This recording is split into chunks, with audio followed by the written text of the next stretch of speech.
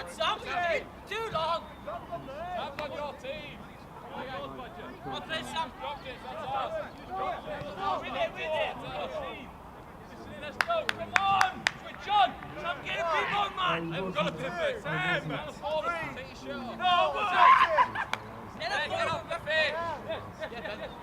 One. Carry on.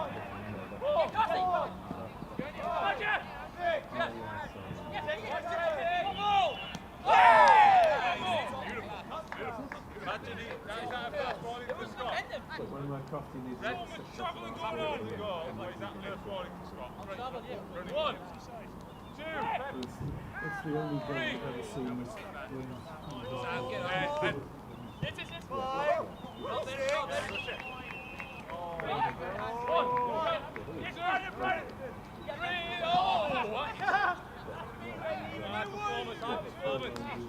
Yep, one. Trev. Yo, little. Four. Five. Trev. Somebody's got to get it. Come on, get it. That's six. On the second. You get it on the second. Just five.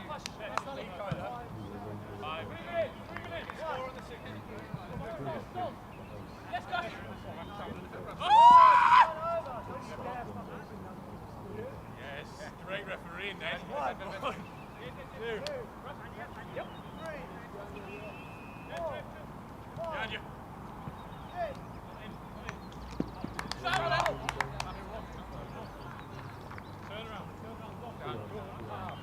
One. 2. 3. Unforced errors. Yeah. 2. Right. 3.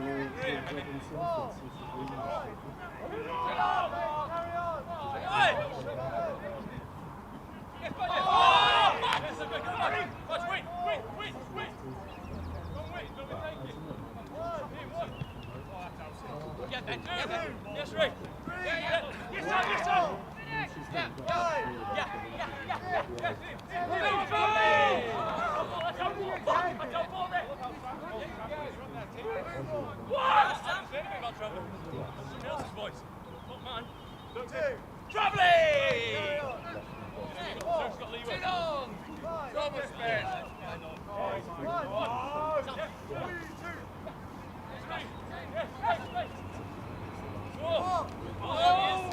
There he is, the one-hander.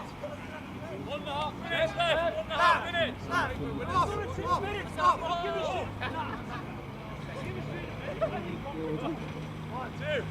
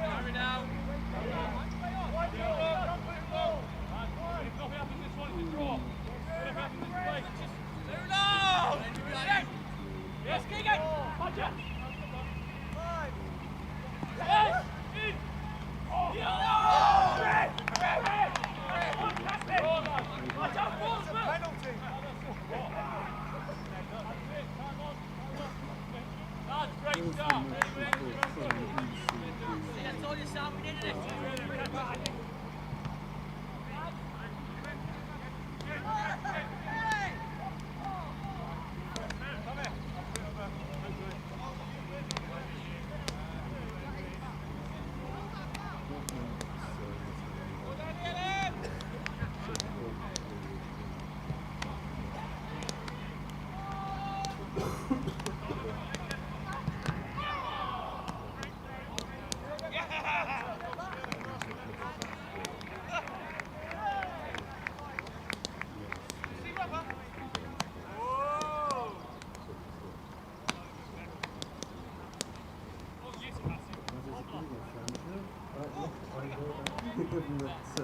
Given they're still are the same as Scotch referee and the coach to the last referee day.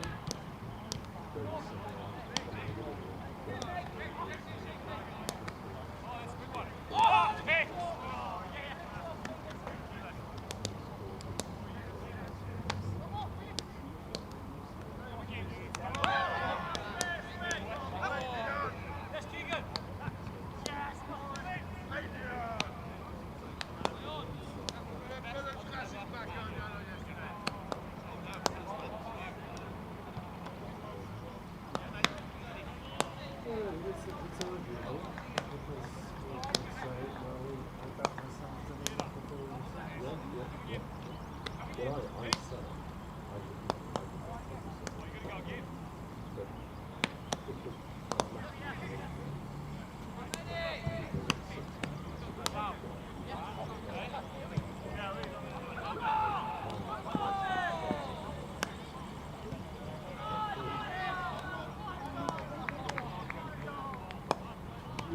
It's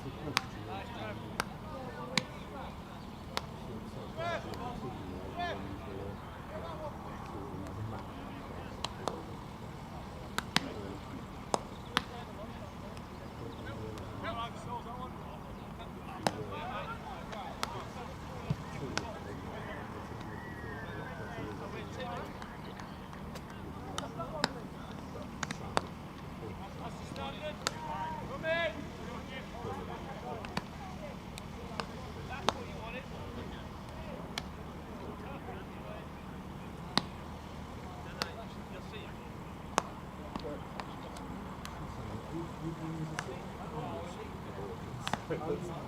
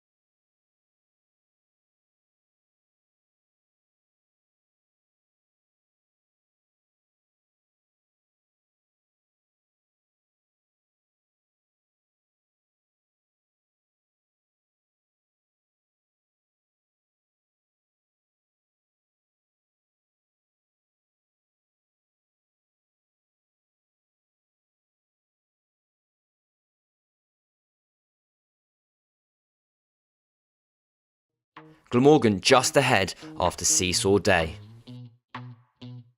A lower order resistance with the bat combined with 2 quick wickets with the ball meant that the momentum was with Glamorgan going into day 3 of this excellent contest at Chesterley Street in Durham.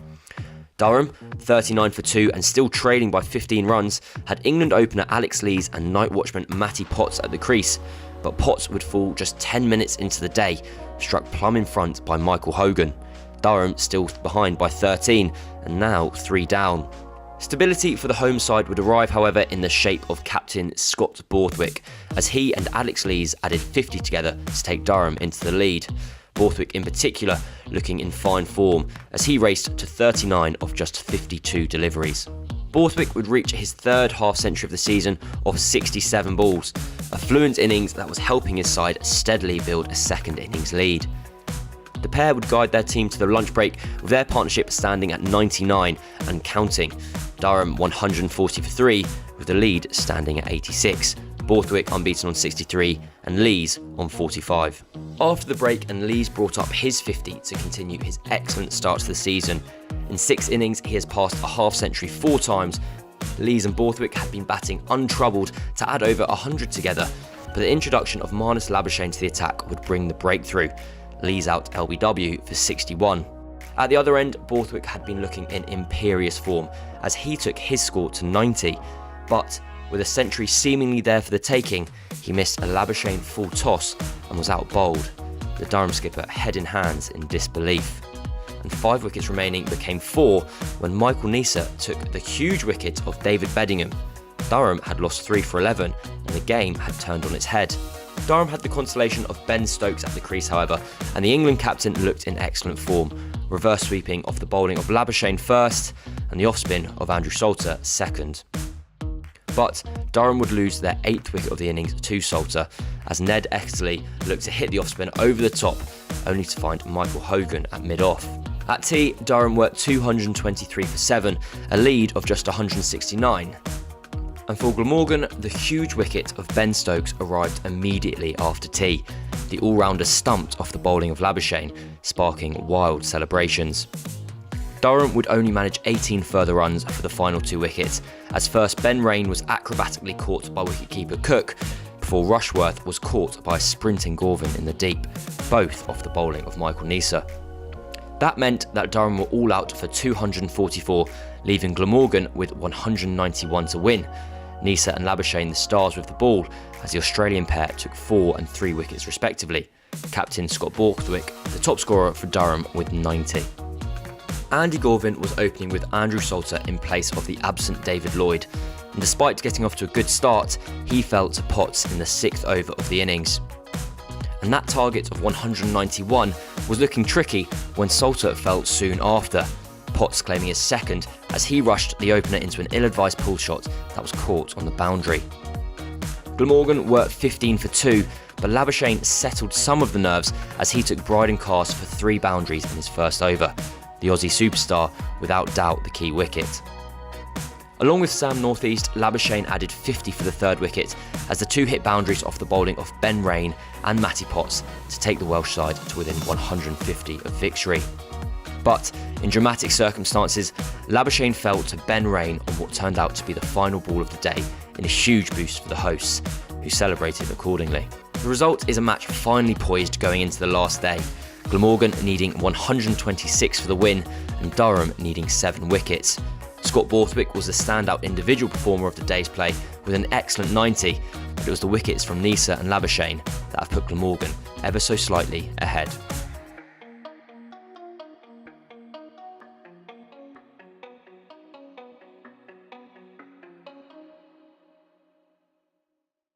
Well, Scott, this afternoon you and Alex Lees had a nice partnership together, going well, and then suddenly Marnus Labuschagne came in and things had a different look about them.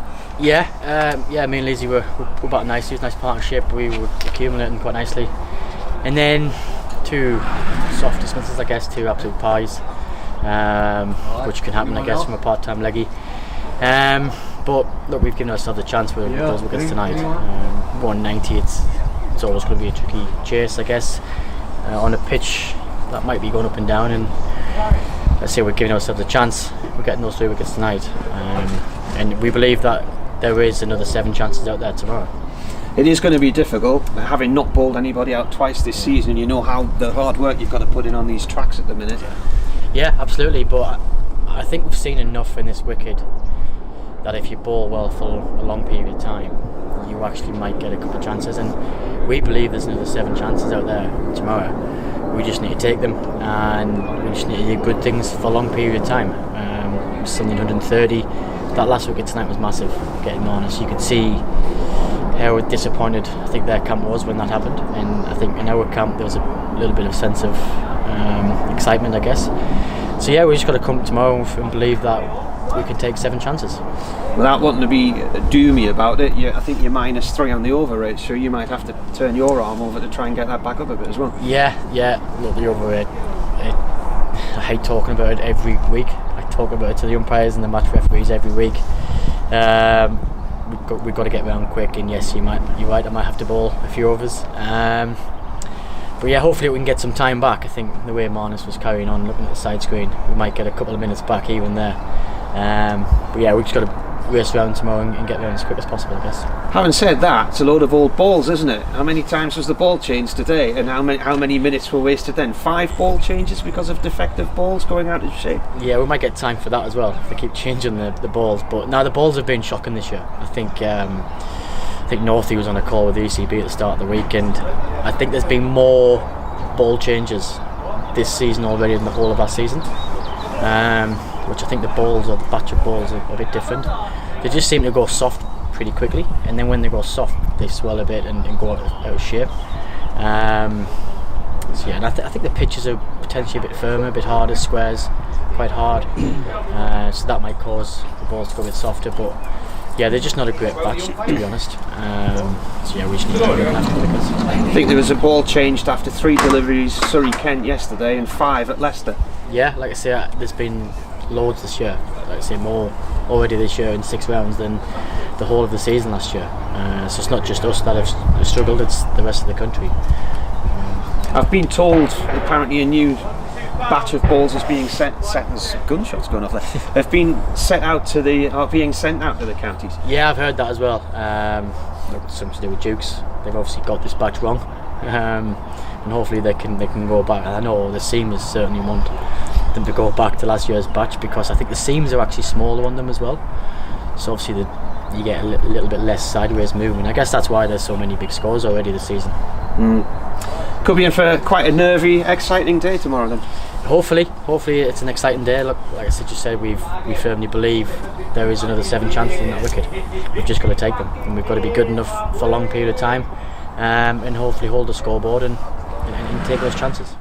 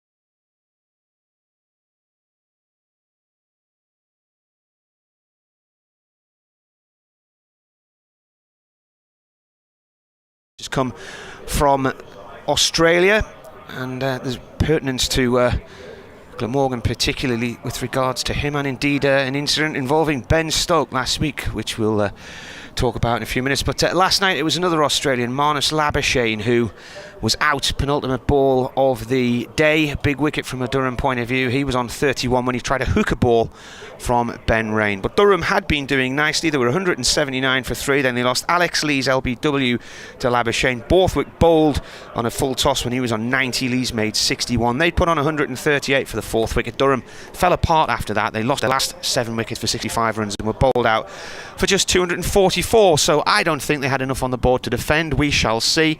There's also been an endless problem with the balls in this game and most of the other matches this year. 5 unscheduled ball changes today. So these were among a number of issues we talked about when I spoke to Scott Borthwick last night.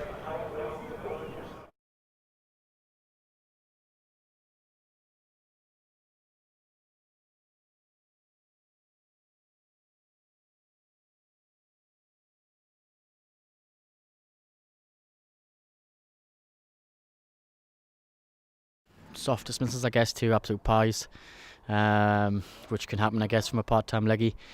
But look, we've given ourselves a chance with those wickets tonight. 190, it's always going to be a tricky chase, I guess, on a pitch that might be going up and down. And let's say we're giving ourselves a chance. We're getting those 3 wickets tonight, and we believe that there is another 7 chances out there tomorrow. It is going to be difficult, having not bowled anybody out twice this season, and you know how the hard work you've got to put in on these tracks at the minute. Yeah, absolutely, but I think we've seen enough in this wicket that if you bowl well for a long period of time, you actually might get a couple of chances, and we believe there's another 7 chances out there tomorrow. We just need to take them, and we just need to do good things for a long period of time. We still need 130. That last wicket tonight was massive, getting Marnus. You could see how disappointed I think their camp was when that happened, and I think in our camp there's a little bit of sense of excitement, I guess. So yeah, we just got to come tomorrow and believe that we can take 7 chances. Without wanting to be doomy about it, I think you're -3 on the over rate, so you might have to turn your arm over to try and get that back up a bit as well. Yeah.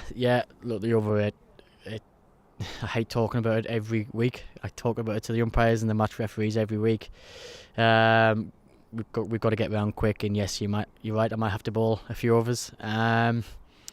But yeah, hopefully we can get some time back. I think the way Marnus was carrying on, looking at the side screen, we might get a couple of minutes back even there. But yeah, we just got to race round tomorrow and get round as quick as possible, I guess. Having said that, it's a load of old balls, isn't it? How many times was the ball changed today, and how many minutes were wasted then? 5 ball changes because of defective balls going out of shape? Yeah, we might get time for that as well if they keep changing the balls. But now the balls have been shocking this year. I think Northey was on a call with the ECB at the start of the week, and I think there's been more ball changes this season already than the whole of last season. Which I think the balls, or the batch of balls, are a bit different. They just seem to go soft pretty quickly, and then when they go soft they swell a bit and go out of shape. So yeah, and I think the pitches are potentially a bit firmer, a bit harder, squares quite hard, so that might cause the balls to go a bit softer. But yeah, they're just not a great batch, to be honest. So yeah, we just need to keep looking after it, I guess. I think there was a ball changed after 3 deliveries Surrey Kent yesterday and 5 at Leicester. Yeah, like I say, there's been loads this year. Like I say, more already this year in 6 rounds than the whole of the season last year. So it's not just us that have struggled, it's the rest of the country. I've been told apparently a new batch of balls is being set. There's some gunshots going off there. Have been being sent out to the counties. Yeah, I've heard that as well. Look, it's something to do with Dukes. They've obviously got this batch wrong, and hopefully they can go back. I know the seamers certainly want them to go back to last year's batch, because I think the seams are actually smaller on them as well. So obviously you get a little bit less sideways movement. I guess that's why there's so many big scores already this season. Could be in for quite a nervy, exciting day tomorrow then. Hopefully it's an exciting day. Look, like I just said, we firmly believe there is another 7 chances in that wicket. We've just got to take them, and we've got to be good enough for a long period of time, and hopefully hold the scoreboard and take those chances.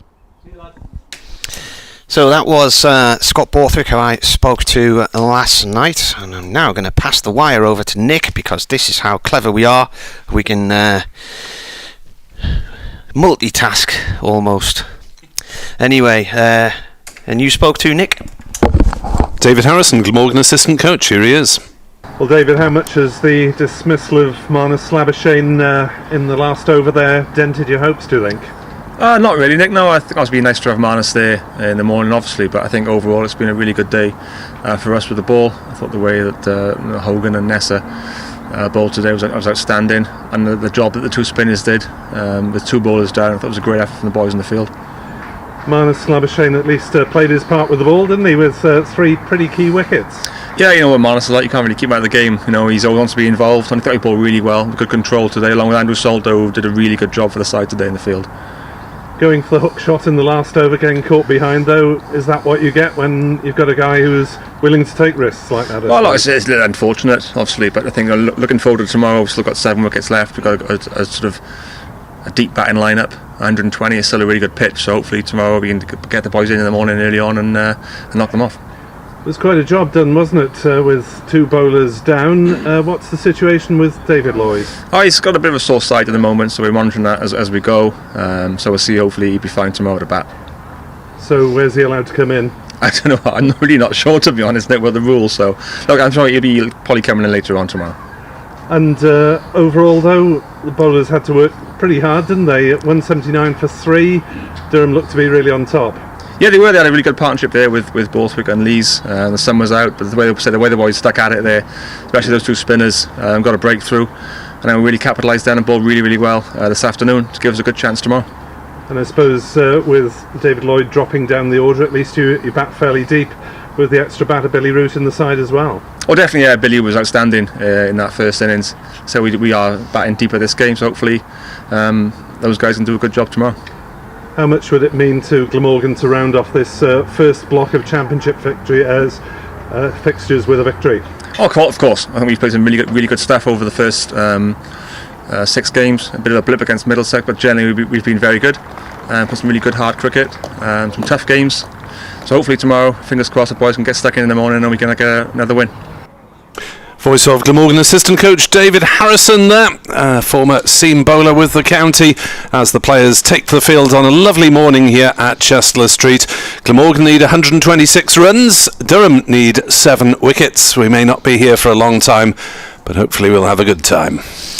Yes, and tributes being paid overnight and today from many in the world of cricket after the news came through. The former Australian all-rounder Andrew Symonds has died in a car accident in Townsville. He was 47, and we were talking about him on commentary last week because it was his record which Ben Stokes broke for the most sixes in an innings in England when he got to 17 at Worcester last week, and that record had been jointly held by Symonds and Graham Napier, the former Essex man. Symonds doing it for Gloucestershire against Glamorgan, and in other parts of the country, Kent and Surrey players, for instance, as we speak, are having a minute's silence now on the field down at Canterbury. Nothing of that kind here though. We are about to start a couple of minutes early by the looks of things. I didn't notice there was a minute's silence, did you? They haven't been at the side of the pitch, have they? But no. He did play for Kent and Surrey and Gloucestershire as well, and Lancashire. They've all been posting tributes to him today, so our thoughts with Andrew Symonds and his family. Here we go then. Ben Rain finishing off the over he began last night when he got Marnus Labuschagne caught down the leg side off a bouncer. So 1 ball left of this over, and it's bowled to Kieran Carlson, and that is the end of the over. So there's still quite a bit of batting left in this Glamorgan lineup to come. David Lloyd, we believe, can come in about number 8. Also Chris Cook and Billy Root, who got 88 in the first innings. And then you've got as well Tim van der Houten got 30 odd, didn't he, with a runner. So really it shouldn't be that difficult for Glamorgan to knock off the remaining 126, but you never know. 1 or 2 wickets and it gets nervy. Yeah, that's the top 2 inches factor, isn't it? If they lose a couple early on and then it becomes 100 with 5 wickets in hand, then you're really talking about a contest, aren't you? As the scoreboard's in protest at starting early. Away to our right, that one's gone off for a moment as they reset. So 126 to win for Glamorgan, 7 wickets for Durham. Maddy Potts to try to claim one of them at least as he runs away from us and bowls, and that's off the pad of North East. I think it's gone for 4 anyway, and it is 4 leg byes, but that is just the start that Durham didn't want, as Potts just straying a little in direction. North East couldn't get any bat on it, but 4 is 4. 769 for 3. Potts 2 for 20. Dismissed both of the makeshift Glamorgan opening partnership. Gorvin for 4 and Salter for 11. Ball back with Potts. He's on his way.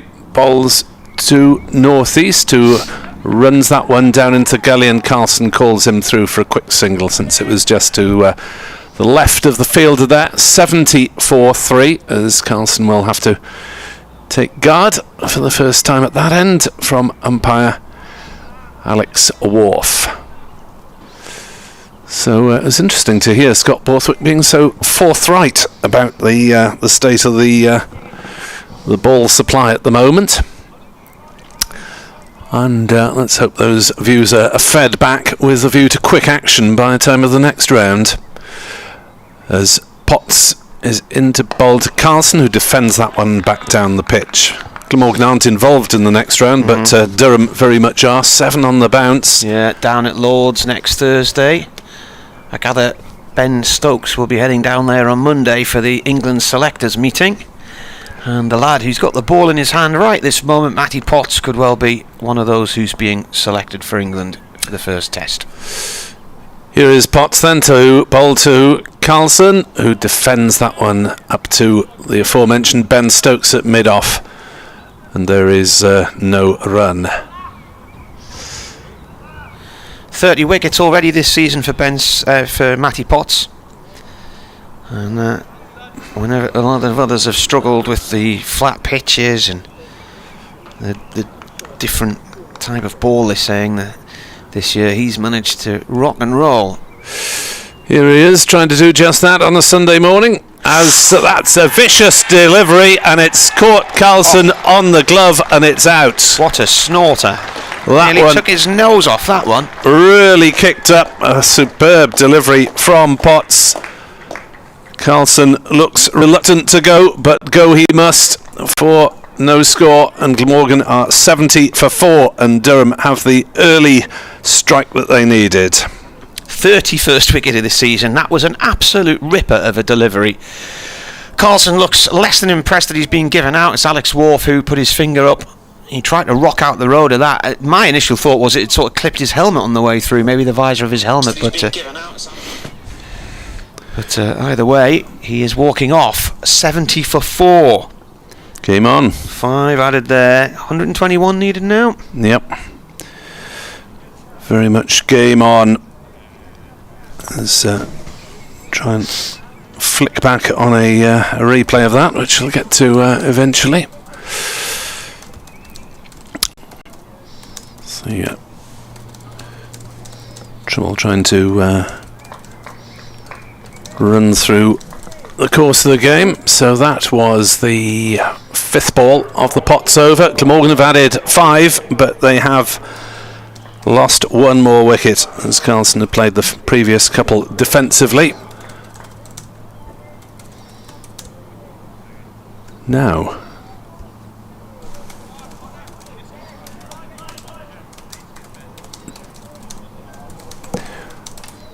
North East had wandered over to have a word with the new batter, Chris Cook, on his way to the middle. I thought for a moment that we're going to have someone else with a runner. Update now.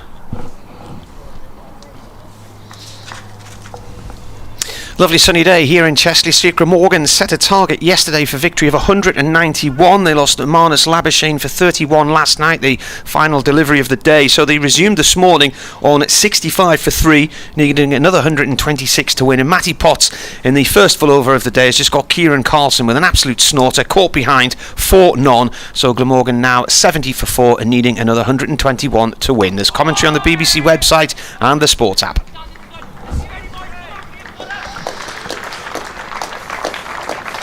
I'm not sure if that look from Carlson was where did that ball come from, or whether he thought it had touched some of the part of his body on the way through.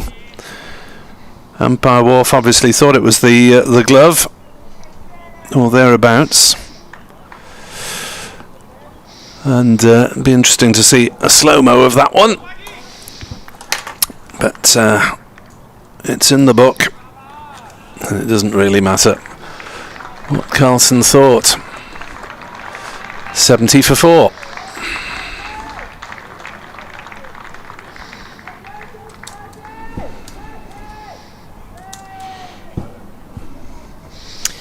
This is defended off Ben Rain by North East. So Chris Cook, the new batsman.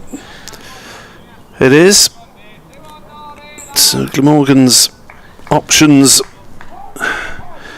diminishing. Cook, Root, Lloyd, Nisa van der Hoogten, Hogan. I'd very much hope not to get that far down, with all due respect. 2 for Ben Rain though. 3 catches for Eckersley in the innings. This is defended by Cook as well. And Durham are well up for this morning. They were having a long discussion after the news bulletin there about what a snorter could be in cricket. So, but it was a snorter. I mean, it would have trimmed his nasal hair if he didn't have a helmet on there. James Middlebrook, the umpire, is having a word with Ben Rain about foot marks, and now in the second full over of the day, the ball is being changed for the 8th time in this game by the looks of things.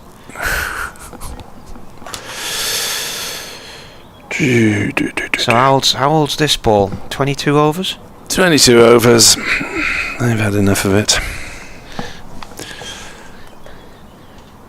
Glamorgan 70 for 4 if you are just joining us a couple of minutes late.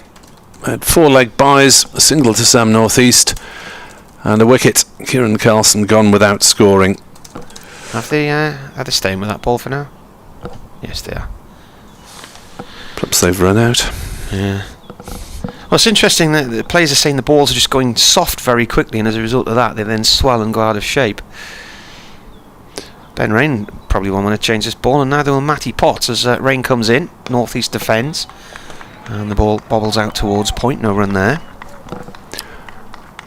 Apparently, in that Simon's innings against Glamorgan as Abergavenny for Gloucestershire in '95. They were very nearly out of balls in that match because he kept whacking them into neighbouring houses, and they weren't always willing to give them back, apparently.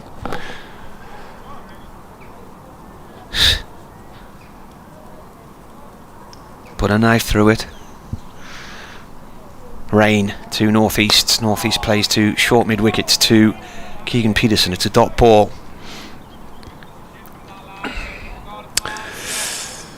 Yes, I was going to read out a few of the overnight tweets from Glamorgan supporters, but since they're slightly out of date by now, it wouldn't be fair to do so, I don't think.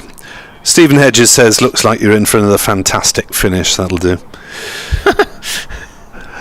One way or the other. Well, the only tweet I've received today with regards to this match is from an angry Alan March, who says Durham's decision making in every game so far this season has been dreadful.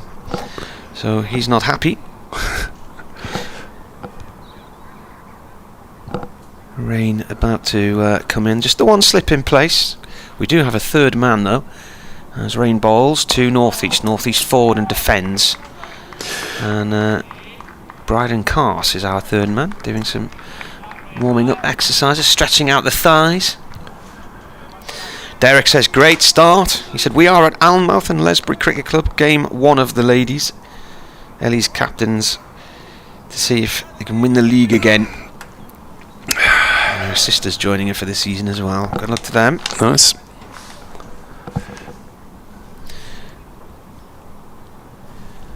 North East waits as Rain bowls. He turns this one down towards long leg. And Potts comes racing off the pavilion boundary. They'll get 2 runs.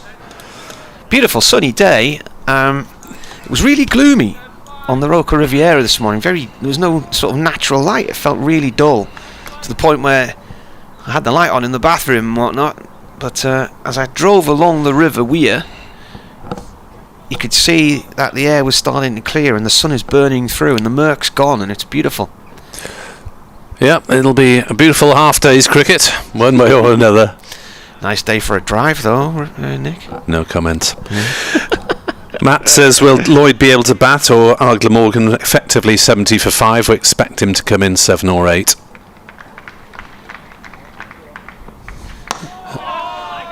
As that's turned on the leg side by Chris Cook. First ball of a new over from Matty Potts. Had the early breakthrough.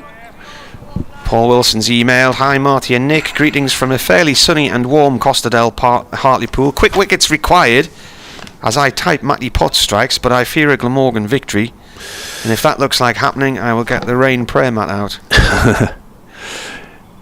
Here's Potts then, 3 for 21 next to his name on the board. Balls, and there's an exclamation as he beats the edge of Cook's bat, prodding forward. Stephen Moss says, I've got a bad feeling about today. The teams are working Marnus Labuschagne out. Impulsive hooker. Not sure that 2 dismissals in 5 matches quite constitutes a trend. As Potts into Chris Cook, yet to get off the mark. As he prods that one down to point. There's no run. Paul goes on to say, I should be with you until the end, but we'll be going out at about 4 to watch an excellent rock band called The Force, if the game lasts that long. If I don't get a chance later, many thanks for the excellent commentary and the banter and the stories. Safe journey back down south, Nick, says Paul. Thank you very much. Well, yeah, you should get the game finished by 4. Yeah. Should get the whole game. Whichever way. 72 for 4 as Potts bowls, and Cook raises his bat and allows that one to go through outside off stump, and there is no run. Bernard's been on about Andrew Simons, 46, no age. R.I.P. he says. Yeah, been a bad year for Australian terrible, hasn't it? Personalities, hasn't it? Yeah. Shane Warne and Rod Marsh. They were a day apart, weren't they? Potts is in to bowl, and Cook defends this one up to Kaz at mid-on, and there is no run. The Shane Warne, I was on the news desk that afternoon, and people were coming into the office who don't even follow cricket to tell me, have you seen this news? In shock. It was just unbelievable. Well, he's one of those who transcended cricket because of his personality, wasn't he? And the way he played the game. Wasn't he? Absolutely. As in comes the next delivery, and Cook again prodding forward, sending it firmly up to Stokes at mid-off. So a maiden over. Applause for Potts. But I guess Glamorgan won't be too worried about maiden overs, because the ball's getting that little bit older, a little bit closer to being changed. Yes, it's got to be about an over, hasn't it? And Simons was, I get the impression, one of those rock and roll cricketers as well. Yeah, yeah. There were a few things went on, weren't there? But, play hard, party hard. Yeah. Police said there wasn't any alcohol involved in the accident. No, I wasn't suggesting that. No. But just putting that out there, as this is played by North East out through the covers off the back foot. Travaskis is on as a 12th man and fielding. Yeah, he missed a few games over the years, didn't he, and fell out with the Cricket Australia at times. 2 runs there for Glamorgan, so they are now 74 for 4 and need another 117 to win. I think North East is key to what they can do today. Yes, he's a big presence. Serene presence, quite often. Rain comes in and bowls. North East places short on the leg side to Beddingham. No run. So you're talking about Shane Warne earlier. Remember the press conference ahead of the 2007 Cup final at Lords, and it was Shane Warne's Hampshire, star-studded Hampshire against who are you lot? Durham. And he did his press conference first, and Dale Benkenstein, the Durham skipper, was sitting in the back corner of the room. It was in the museum at Lords. As Rain comes into bowl, that's defended, and it was all about how Hampshire were going to do this, Hampshire were going to do that. They had Kevin Peterson, Michael Carberry. It was a star-studded team. Durham had only just got to the final because they only managed just to get across the line in their semi-final against Essex. They were only chasing 79 here, and a game which had been delayed because of heavy rain, and wicket was doing all kinds, and it was all about if Durham lose the toss, we'll put them in. The weather forecast's not too good tomorrow morning. It'll be cloudy. The ball will be moving around. In comes rain. That's left along by North East. And Shane Warne gets loads of wickets at Lords. It was all built up. Next morning, of course, Durham had put in, and they just smashed the ball all over the place. They scored 325, and it was the highest score in a 50-over final at Lords, and they absolutely blew Hampshire away. Otis Gibson took 2 wickets with the first 2 balls. Then he got Kevin Peterson. Michael DiVenuto taking 2 catches in the slips. Then he got Kevin Peterson, LBW. Peterson didn't even wait to see the umpire's finger. He just turned and walked. As Rain bowls. This is played by North East. Short on the leg side again, no run. But I remember Warne never got a wicket. Had little impact in the game. But in that press conference, when he left, and it was, oh good luck, Shane. And Dale Benkenstein sat down and said, hang on a minute. He said, there's 2 teams in this cup final, And he said, we haven't just turned up to make up the numbers. And they absolutely hammered Hampshire the next day. Incredible performance. Last ball of the 25th over. Rain to North East. North East turns this towards mid-wicket. Peterson's there, but it'll get a single. Peterson chases the ball towards the pavilion. End of the over, so 116 more needed at 75 for 4. Kevin Ramsey says, we need a heroic spell or 2 from Potts today. Come on, Durham, let's have that first win. He said, I'm watching on the ECB stream in hazy Cotswolds after a 3-day victory for Taunton at Bristol, or Somerset at Bristol. Kev Ramsey from Aycliffe, which is in County Durham. So here is Potts to continue. Bowling to Sam North East with 2 slips from the Finkel end. North East jabs down on that one late. Plays it to Lees at mid-wicket. No run. It's like a game of chess, this, isn't it? Well, it's Grandmasters. It is a really, really important period, isn't it? Because if Glamorgan can get this down below the 100 mark with still 6 wickets left, then you're almost in the home straight, but not yet. As Potts is in to bowl to North East, who drives through the offside for 4 runs down to the dressing rooms, away to our left. Lovely shot from North East, and Glamorgan move up to 79 for 4. North East has 25 of them. If Durham don't win this one, then it's a repeat of the season when they were relegated by the ECB, because it took 7 matches before they got their first win in 2017, but in totally different circumstances then. They'd lost about a quarter of their squad, and in the likes of Mark Stoneman going and Scott Borthwick, 3,000 runs from the top of the order. That's impossible to replace at the drop of a hat. Potts bowls, and North East noodles one down to 3rd man, Steve James, like for a single. 80 for 4. Morning, Steve, if you're not watching, listening, whatever. Mervin's emailed. He says, good morning, Martin and our Glamorgan friends. Well done to Glamorgan, who look like being worthy winners. Giving up a bit early. 111 to win. Cook on strike, yet to get off the mark. Potts bowls, and Cook is off the mark, turning one into a gap at mid-wicket and ambling through for a single. 81 for 4. He said the opening games have put Durham in perspective. They don't look an especially good side. And I still don't understand why, when we're sitting 4 wickets over from the match pitch, we're asked to sit down. Mainly at the behest of Marnus Labuschagne, he says.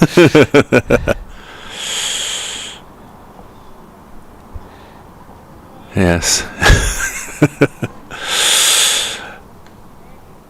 Potts in to bowl, and North East edges that one down into the slip since fielded, and there's no run. Well, I don't think, Mervyn, it's been you and the people who you're sitting with, because what we've been seeing is lots of people behind the side screens, and apparently yesterday there were some kids clowning around over there, deliberately trying to put the players off, which you may not be aware of because it was behind you. So I think the security guards are trying to keep things different today, but there were a few people knocking around the ground yesterday who were deliberately doing it, apparently. Potts bowls a short delivery down leg side, and North East has nothing to do with that, allows it to go harmlessly into the gloves of Eckersley. Yeah, the crowd's obviously down a bit today, and probably fewer than half there were yesterday, but maybe they weren't as optimistic as Scott Borthwick was in his post-match interview last night. Well, Mervyn goes on to say that Labuschagne's way of playing goes a long way in helping me understand why so many seats are empty in grounds, and I'm far from alone in holding that opinion, he says. Interesting. He said also Durham don't enforce the follow-on. Allegedly a strong batting lineup, but they bat poorly. One of the best bowling attacks, but they haven't been smothered in glory. New over from Rain from Mervyn's end of the ground. I mean, I'm surprised at that remark about Labuschagne's way of playing. You may think he's a complete pain in the jacksie, but you'd rather have him on your side than against you, I would suspect. He was out in the practicing in the nets this morning, even though he's not going to bat again. Right. Tells you how full on he is. You may see him as a runner, of course, to either Lloyd and or Van der Hoogten. Mervyn says, I take nothing away from Glamorgan, but the natives are uneasy. Thanks for the email, Mervyn. There's a long delay going on here. The first ball of this over, by the way, was just a defensive shot, a dot ball. We now have Chris Cook on strike on 1. And Rain has got a short mid-wicket in Beddingham. Borthwick is at slip. Durham using a third man still in Cars. They've now brought Beddingham into first slip. Borthwick moves to second slip. Keegan Peterson comes into short mid-wicket. So Potts is in the square leg boundary. He's got a lot of acreage to cover out there in front of the pavilion as Rain bowls to Cook. Cook plays this safely out in the offside, no run. The over 8, which you mentioned in that interview with Scott Borthwick as well, is a factor, isn't it? I mean, Durham, I think, will go all out for the 16 points, and if that means losing a couple en route, and if they think their best way of winning is by using 4 or 5 seamers, then they'll do that and risk losing a couple, I would have thought. Rain from the Lumley end to Cook. Cook plays it to Peterson at short mid-wicket, no run there. Kevin Ramsey says, I'm looking forward to watching Durham at HQ next week and then heading off to the playoff final. Oh, that's a good week.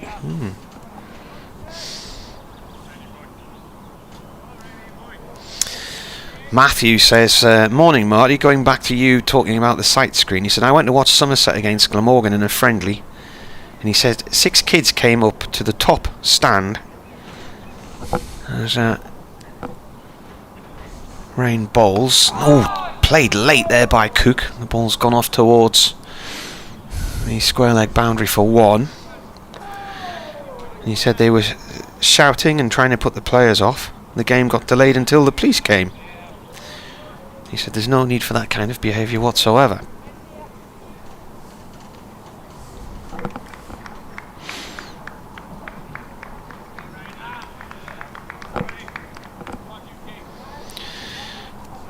Bernard says it's touch and go if the game will be done and dusted by lunch.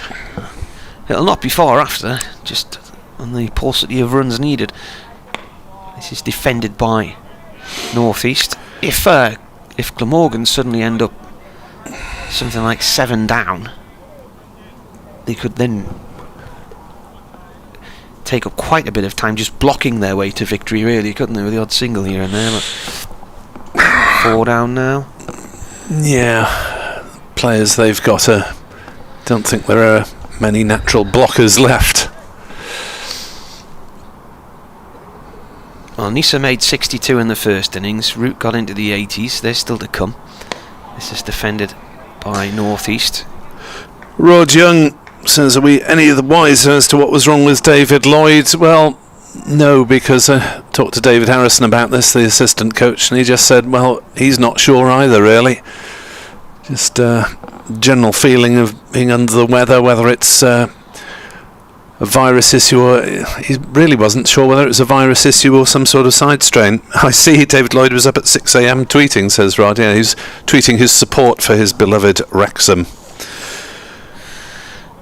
Carl Aikenhead says, I'm sat on my balcony in Mallorca. Come on, Durham. As Potts starts a new over, bowling to Cook, who drives but straight to Peterson at cover. He said, I'm sat with a San Miguel in hand, listening to your dulcet tones. I think that's a bit early, but I suppose it is 25 past 12 in extra hour, yeah, Mallorca. Makes all the difference. Yeah, I was surprised when we were on the cruise a few weeks ago. Everywhere we went was on the same time zone as Britain and the Canaries. Yeah, that's straight down on the map. I know that's not very geographical, but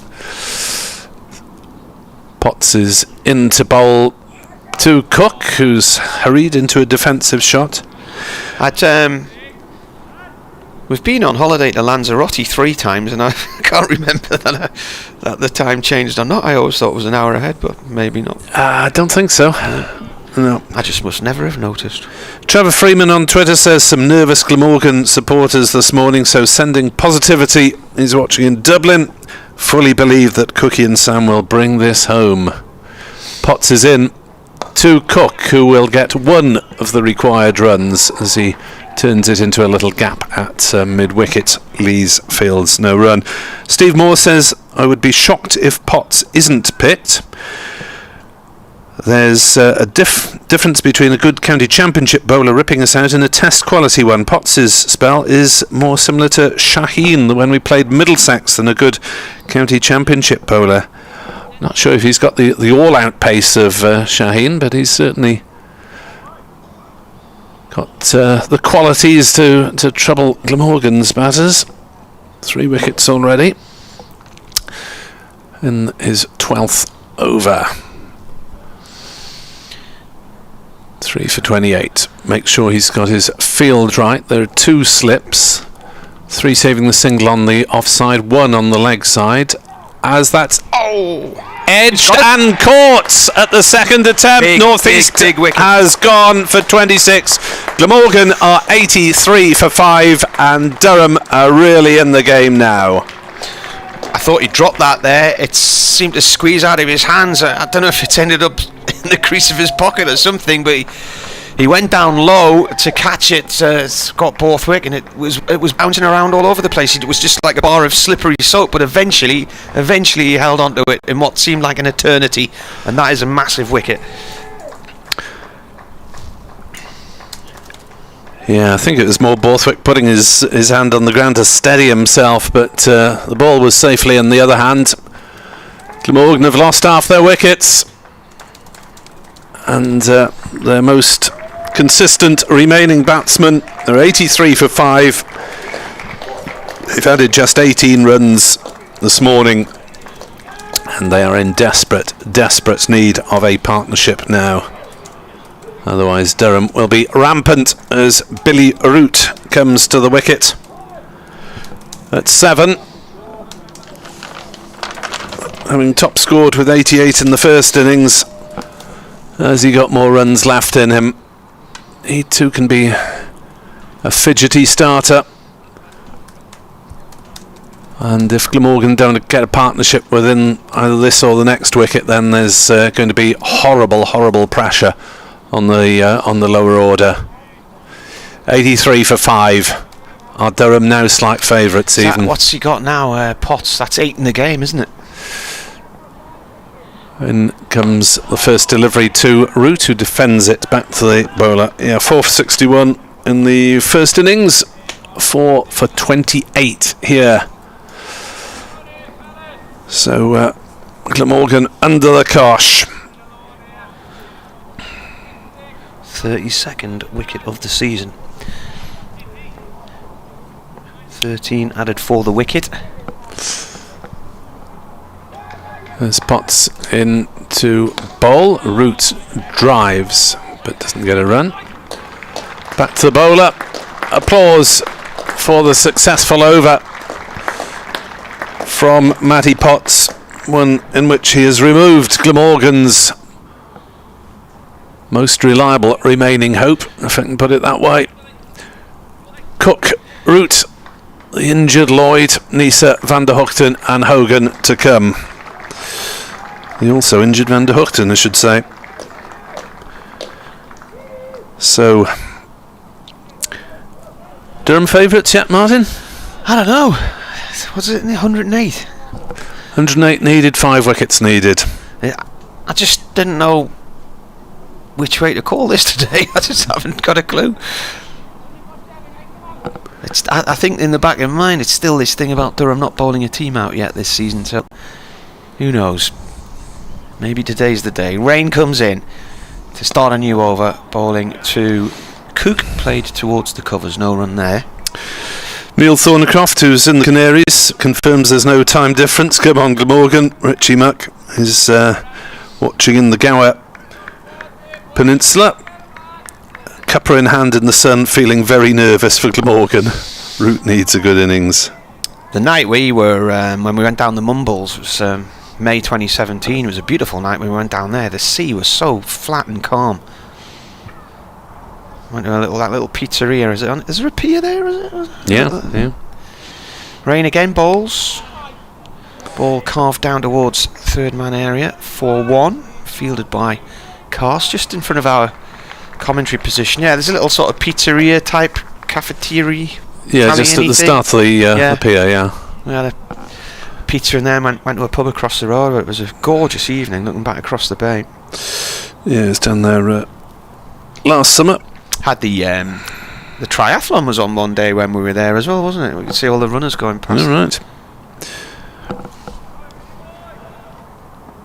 The famous Mumbles Mile, not what it was, which is more of a drinking course than an athletics course, in case you're wondering. Rain in to bowl to Root, no run there.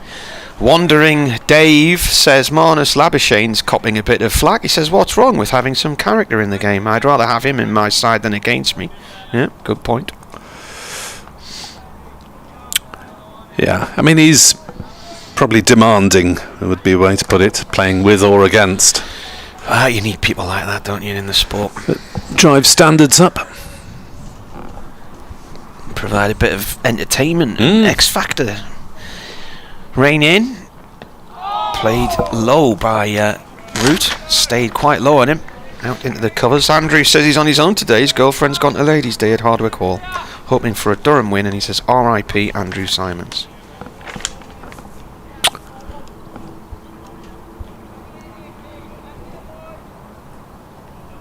Yeah, talking about personalities in the game. Mervin's emailed again. He said he would rather have Labuschagне in his side.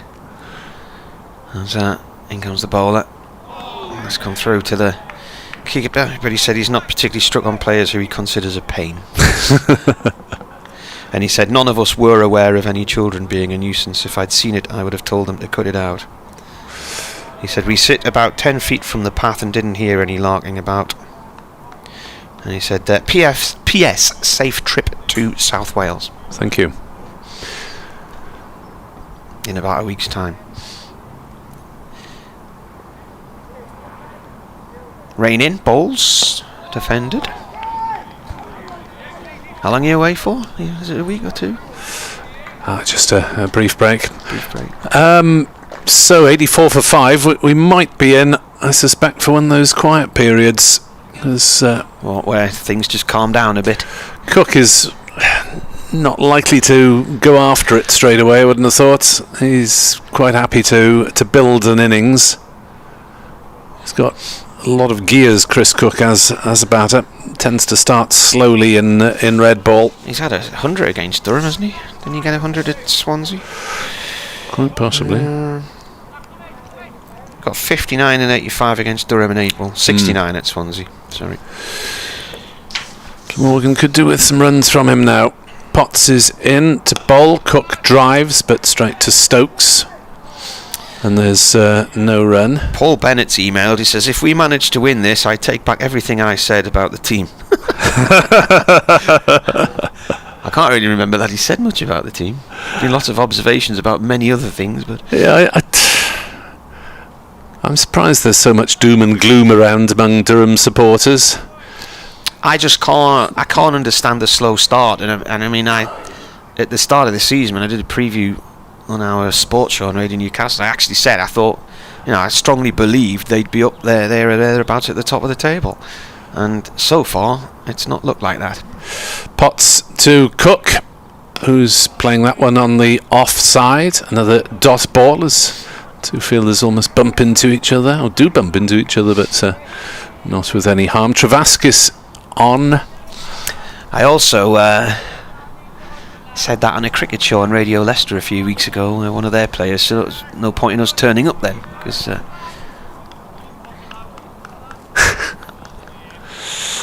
and Leicester are not a great side, are they?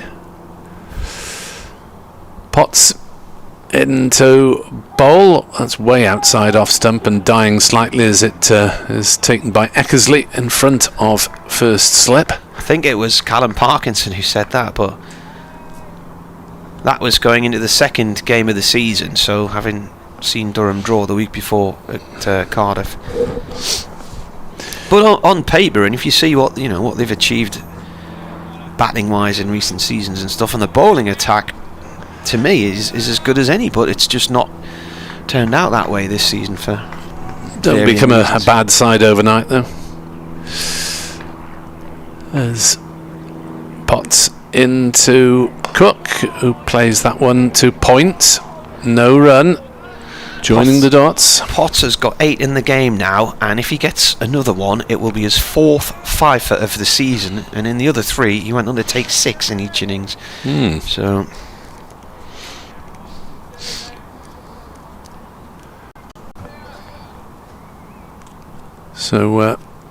still orthodox field, 2 slips, 4 saving the singles. Square leg is out as well as fine leg and third man, as that's outside off stump and allowed to go through by Chris Cook.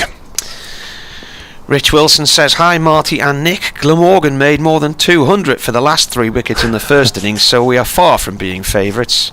I'm not there though, as I'm on a holiday in the lovely Lake District near Elterwater. It's a lovely little area that. We were over there a few weeks ago at Easter, up towards Hawks Head.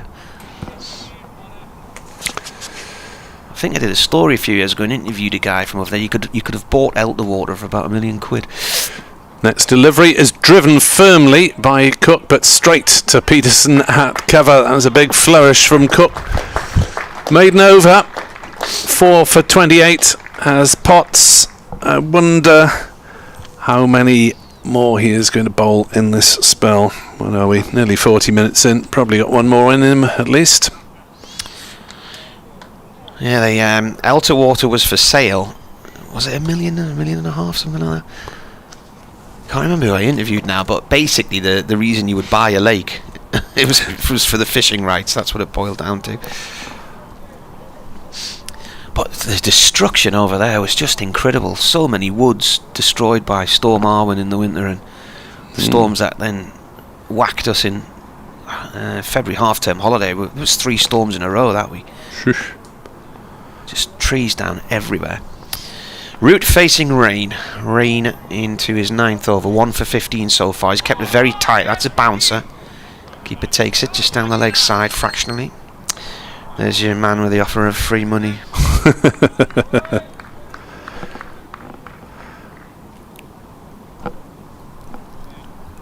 $84 for 5. Still 107 to get. Less than halfway there.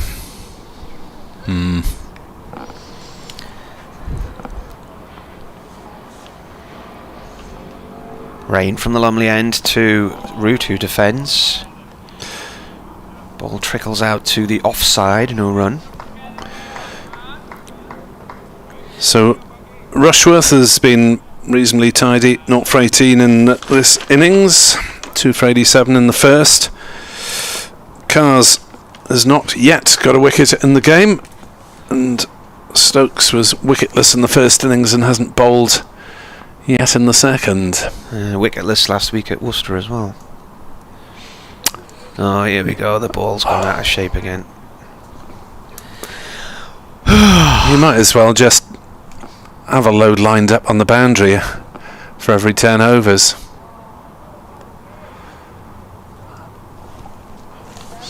I forgot what I wrote this morning. Has there been 7 unscheduled changes to the ball? 7 before today. Yeah, and there was 5 of them yesterday. Is that right? They are going to change the ball 5 now. of them yesterday. Oh, dear. So this ball is 30 overs old. And out comes the ball container. The 8th unscheduled ball change of the game. Unbelievable. Let's just hope the ECB has managed to get a fresh load out to the counties by Thursday. Because there have been more problems than usual that I've noticed in Glamorgan's matches, but nothing like the ludicrous extent of this game. Need more lager. If you weren't listening yesterday, we had a use of the word lager for stored cricket balls, maybe mature like fine wines, fine cheeses, fine leather.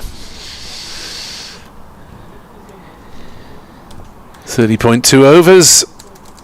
Ball change 8 of the game. That's not counting the scheduled new balls after 80 overs and at the start of the innings. Glamorgan 84 for 5, having lost Carlton without scoring, and the big one of North East for 26, both edging pots, one to slip, one to keeper. The viewing figures for the FA Cup final last night: 8 million watched it on BBC One, another 4.1 million watched it online. There's quite a lot of people in the bar here at the close of play watching it as well. Rain with this change ball, bowling to Root, plays it short on the leg side, no run. My granddad Bernie was one of these people who just wouldn't have ITV on in the 70s and the 80s. I remember once, I think the League Cup final was on ITV one year. It was Notts Forest and Liverpool. It was on ITV, not the BBC, I think, and he wouldn't put it on.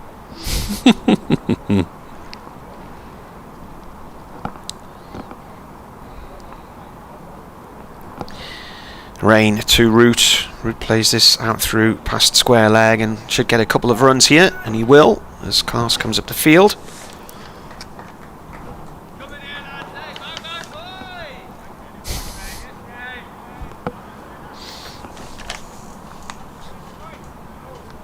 Durham spirits high in the field, but they don't seem as vociferous a bunch as Glamorgan on the whole.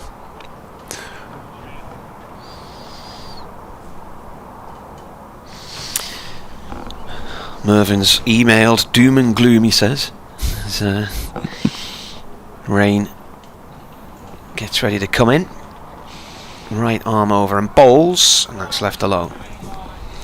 He said, the only reason for my doom and gloom is that I see them regularly, and I'm not one for calling Durham. He said, I hope my 50 years or so of membership of Durham suitably demonstrates this. Remember though, it's only a game. Absolutely.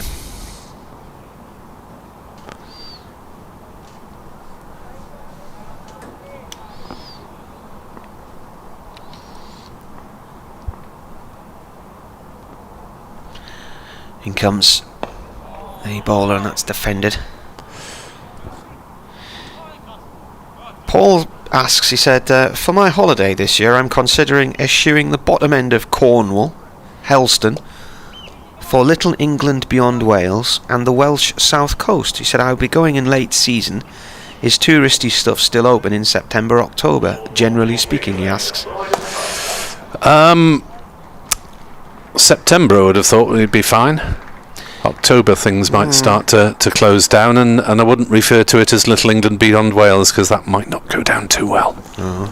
Why do they refer to it as that? There are a lot of English influences in Pembrokeshire at one point. Right. Also hoping to take in early season away games in the Cymru Premier League for TNS, the English team. They're Total Network Solutions or something, weren't they? They were, now the New Saints. Yeah. Cars into the attack to replace Potts. A short ball that's hit Chris Cook. So he didn't seem to pick it up, did he? Know an awful lot about that. Yeah, they'll be dancing on the streets of Intercable Tell tonight. That was another team, wasn't it? Yeah, that was a strange one. It was just on the outskirts of Cardiff. Where's TNS? Where are they? Oswestry.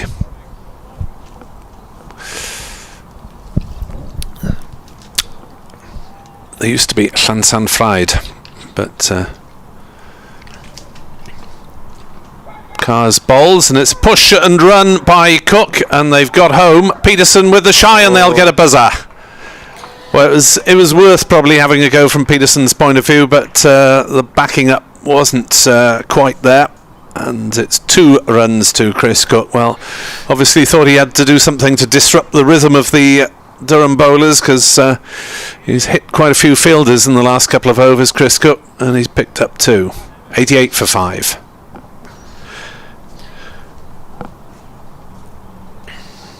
As here's Cars into Cook, who turns it on the leg side and says yes for a single, because that is a safe one. Only Lee's saving the single on the leg side, and he was well back at mid-on. 89 for 5. 102 to win for Glamorgan. John Noakes says very close match, could go either way. Think this game reflects how competitive the second division is this year, and he reckons the standard very similar to Division 1. As Cars to the left-handed Root now, who's on 2 not out, and Root deflecting that one on the leg side. It's gone past short leg, and they'll wander through for a single. 90 for 5. It's interesting in terms of standards, because we've had this conference system the last couple of years, and Glamorgan had a dreadful season in that brief 2020 season, and yet last season at the start they were pretty competitive, and possibly better than some of the Division 1 sides like Lancashire and Yorkshire. Cars in to Cook. There's a short leg in and a short pitch ball that Cook manages not to deflect through the keeper. We saw Kieran Carlson adjudged to have gloved one to Eckersley off Potts that rose sharply, and Cars has got a bit more maybe natural pace in him. Is Airbus a Welsh football team as well? Yeah. Broughton. So where's that? That's northeast as well. Is that up near Wrexham somewhere? Yeah. Right.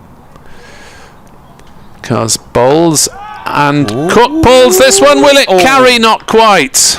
It's parried at square leg, and that could have been the third wicket to the pull shot, the hook shot in the match. Cook really didn't deal with that one hugely well, and it just dropped tantalisingly short. There's a great song on the new Half Man Half Biscuit album, The Volta All Years, which is called Slipping the Escort, and the chorus is 30 Airbus, giving it the biggin in the town end seats. I'm trying to think why Tranmere would have played Airbus. Would it have been in the National League or something? No. Must have been a pre-season friendly. They wouldn't have played competitively, I don't think. 91 for 5 Glamorgan, 100 exactly to win, 5 wickets to win. Rains continuing his spell. He's kept it very tight here, 1 for 17 in 9 overs, so 1.9 an over he's going for at the moment. Carl's going along at 5 an over at 4 bowled, and he's conceded none for 20. On strike, Cook from 28 balls, he has 8 runs. Rain from the Lumley end, bowling 2 cooked balls played back past him up towards the mid-on position. Throw at the stumps, misses the target from Stokes. ends up at the keeper's end. Scamper of singles, Chris Cook. Emir Evans says more ball changes than Wimbledon. I remember playing second team cricket and a ball would last you a month unless I was bowling occasional off spin and we lost it. When I played in the cricket team, we had a guy called Norman who had a ball maintaining kit, and he used to take the balls home and lacquer them and clean them up and revive the seams. Rain round the wicket now to Root. Root leaves that one. It goes low into the keeper's gloves. Edward Cooper inquires whether ECB have a contract with a well-known food delivery company for cricket ball supplies. Well, no, otherwise there'd be people riding bikes around the boundary and going through red lights, I expect.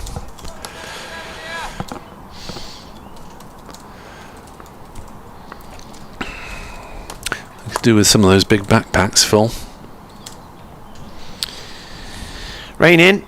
Root plays the ball down into the ground. It bobbles back to the left-hand side of Rain and is collected at mid-on. No run there by Chris Rushworth. There are 4 people on the balcony of the health club who have come as if they're dressed to do fitness classes, and I don't think they are going to do any fitness classes. This is a hunch. Too intriguing a prospect.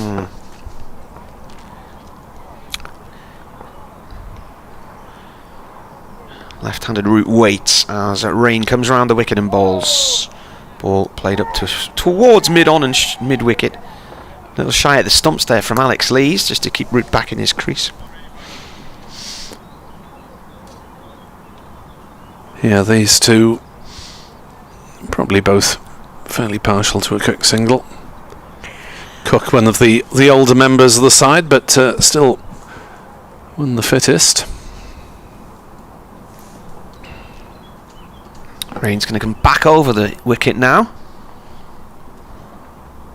Root turns that to mid-wicket to Lees, no run. That Airbus song's going to be going through my head all day now.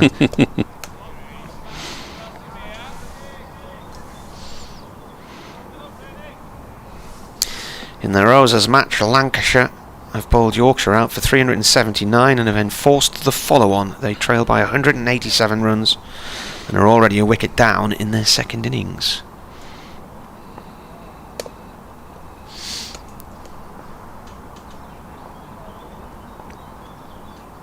Rain to Root. Root plays this to the covers, no run there.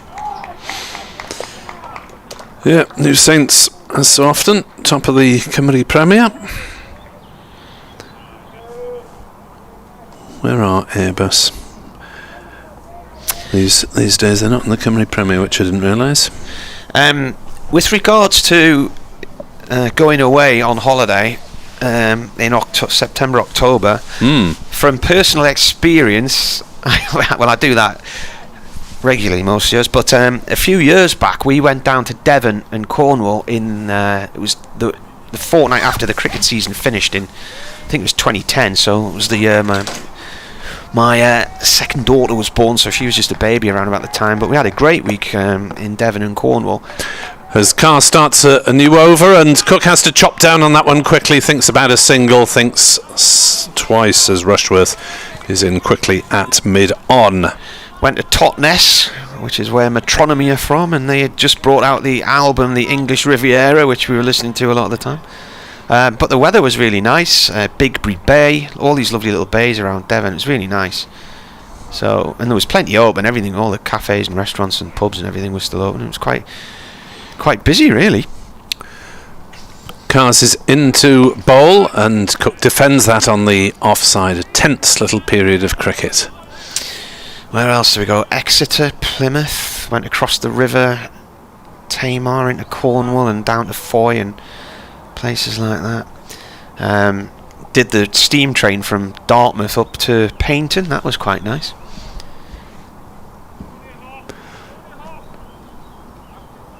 .92 for 5, 99 to win. 5 wickets to win. Durham on the attack. Cars to Cook, short leg in, 2 slips still there. Driven to mid-on. No run. Runs have dried up. I think what you could do is go on to the iPlayer or on these demand ITV, Channel 4, Channel 5, BBC, and just look at any of the current millions of documentary series about Cornwall and Devon and just wind forward to September, October and see how busy it is. Yeah, it's probably full of celebrities presenting programmes, so there's nowhere left to stay.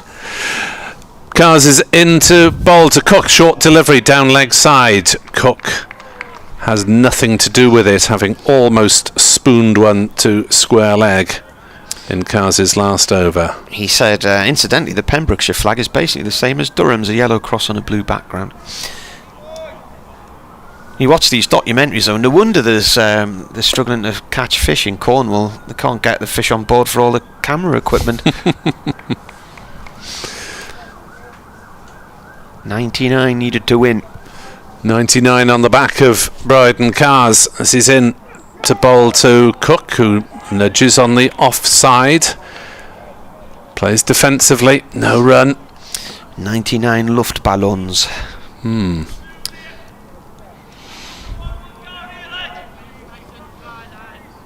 Which of course is not an exact translation. Is it not? No, it just means air balloons. It doesn't specify their colour. 92 for 5.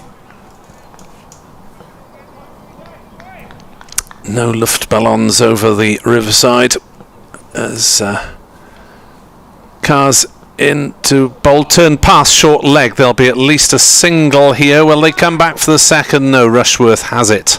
Round from mid-on, single taken. Peterson on his knees. One off the over, 93 for 5. The tension rises. Was she called Nana? Yeah. Yeah. Airbus that we were talking about, champions of the Cymru North. So whether that means they're promoted to Cymru Premier, I'm not sure, because there's all sorts of things about facilities. Could ask David Lloyd, but he's probably a bit busy at the moment. He's follower of Wrexham football, so presumably knows things about other North Wales sides as well. Rushworth, Potts, Carse, Rain, and now Rushworth again.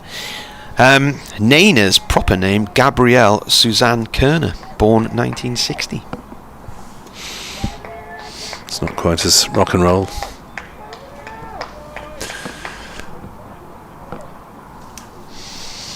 Rushworth from the Lumley end comes in and bowls to Cook, defended on the off stump, played up towards the cover area. It's a dot ball.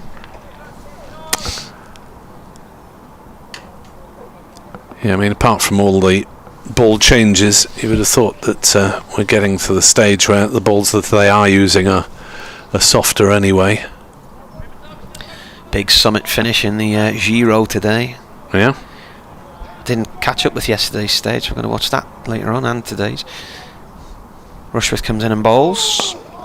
Played by Cook to mid-off to Rain. No run. Yep. To Ian, who was asking us not to give the FA Cup scores last night. I think I might have been at the last final, which ended in a penalty shootout in Cardiff. Man U and Arsenal. God, it was a dull game. Oh, there's Woody. Hello, Woody. Still got his elbow bandaged up from his recent operation. Looks like he might have been in the nets. This is played out aerially, momentarily, by Cook towards short extra covers, stopped by Lees. I wonder if he's going to be wearing that sort of elbow bandage permanently. He had an operation to remove some floating bone in his elbow, and I think that's been an issue with his ankles as well. A bit of debris floating around in there. Oh, if only you could keep him in one piece. Yeah, he's like the Bionic Man now. We can rebuild him. 3 dot balls so far in this over. Rushworth comes in and bowls. Ball played off towards point, no run there. Some things will never change. That's just the way it is. That's the sound of BBC Radio Newcastle. Yes, on a Sunday morning. Who was that again? Is it a Bryan Adams type thing? No. And someone like Bryan Adams, isn't it? Chris Rea? I don't know. It was a good album. I remember buying it for £1 in a shop in Dubai years ago. Class of the big spenders. Well, there was this. I think the copyright laws didn't exist in Dubai as Rushworth bowls. This is played up towards mid-off, and it was so-and-so in the range, wasn't it? Bruce Hornsby. Bruce Hornsby in the range.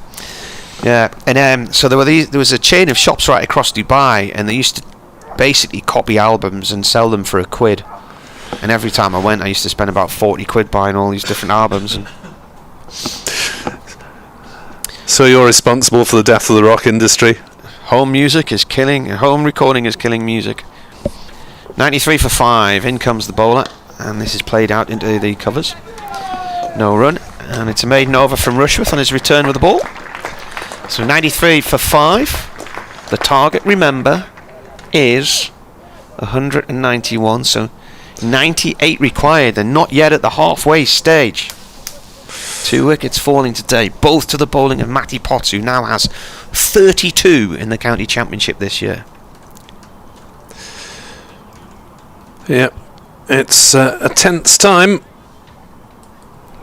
here at the Riverside. This Glamorgan innings has stalled really since the departure of Sam Northeast. Kieran Carlson earlier went without scoring, as Cars is in to bowl to Root, who'll play this one into a gap on the offside and go through for a single, which is all Glamorgan are accumulating in at the moment.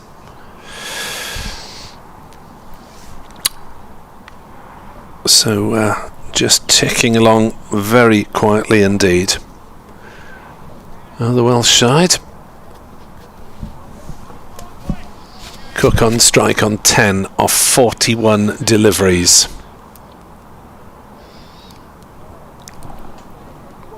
No boundaries as yet. Cars is in to bowl. Defended by Cook. Back to the bowler. Update for BBC Radio Newcastle coming very shortly.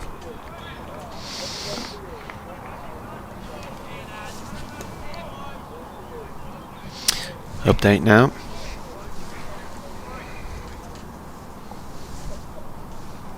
Well, Glamorgan resumed this morning on 65 for 3 in their second innings. Their target for victory 191, and Matty Potts then took 2 quick wickets. He got Kieran Carlson for a duck, a bouncer that he couldn't get out the road of, clipped his glove on the way through, and then after that he had Sam Northeast caught at second slip on 26. Glamorgan now are 94 for 5. Chris Cook has 11 and Billy Root has 4. They need another 96 to win, so they're almost at the halfway stage, but the runs have dried up for them. There's commentary of this one on the BBC Cricket website and the Sports app.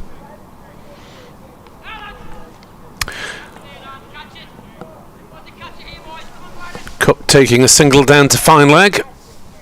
Well, Martin was updating radio listeners, and Cars is in to Root. Peterson waits short leg, and it's another short ball from Cars that Root manages to get out of the way of. 95 for 5.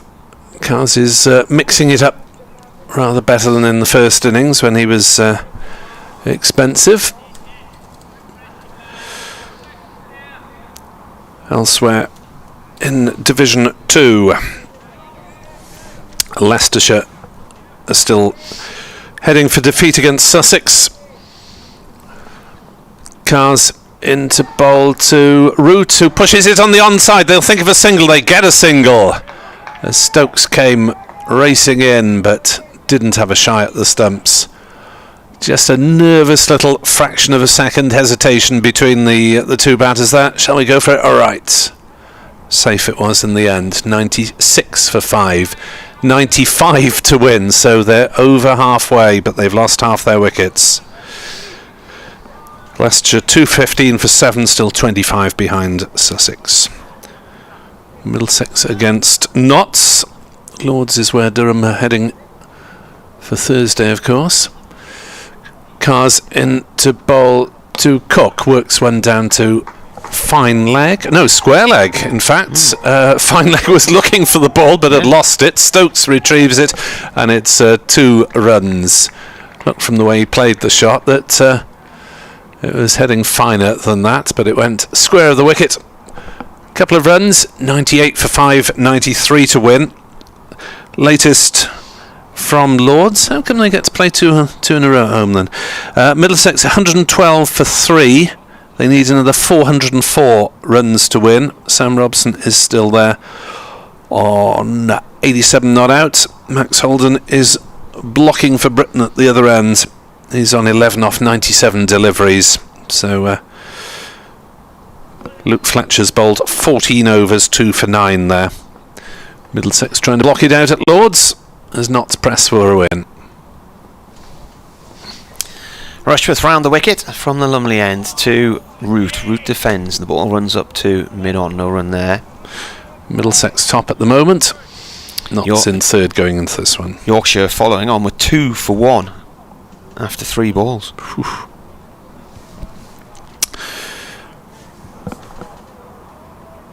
Worcestershire trying to block it out at Derby. 104 for 1 in their second innings.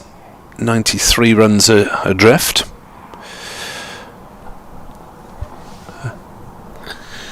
Rushworth played to point, no run there. It's just clouded over a little bit in the last few minutes. It's certainly clouded over in the southeast of England because thunderstorms. They're off at Beckenham. Yeah, they've had a lot of thunderstorms last night.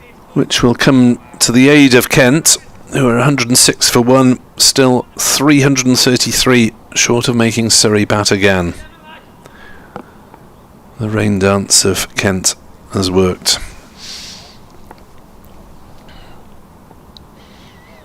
Rushworth comes in and bowls. Oh, played onto the stumps nearly. It went through Root's legs. He played it down into the ground. It went through his legs and it was rolling towards the stumps, and he managed to drag it away with the toe of his bat. What a moment. Which is the only instance when you're allowed to hit the ball twice. Yeah. But he didn't actually get it the first go. He had to turn around and have a second hockey style. Well, it wasn't that vigorous, but... Rushworth in again, bowls. Root defends, ball goes out to Peterson in the covers, no run. At least we're not at Edgbaston. Warwickshire 433 for 4 in reply to Northance's 597 for 6. 164 runs behind, and as soon as they avoid the follow-on, that'll be it for hopes of a competitive game. Root waits as Rushworth comes in and plays the ball out to short mid-wicket, and it's another dot ball. Gazillions of dot balls, that's what we're watching at the minute.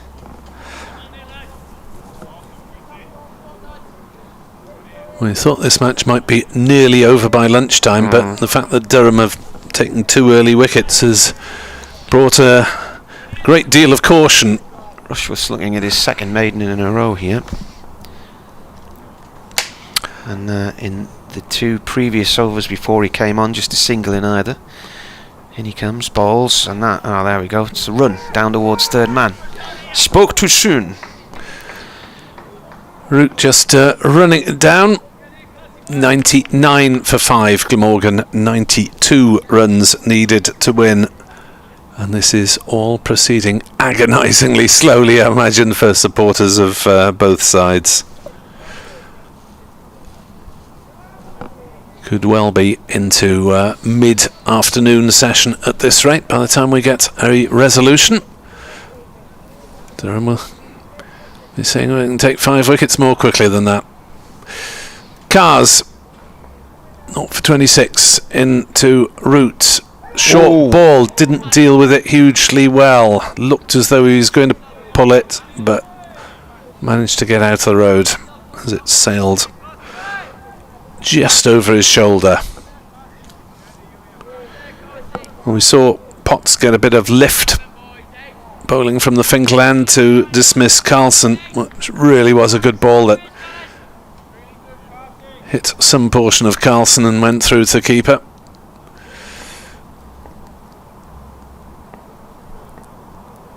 As Cars is into bowl to Root, who pulls at that one, and it's gone down to fine leg for 4 runs, and it didn't look very convincing. was a strange looking moment, that, wasn't it? Went very fine.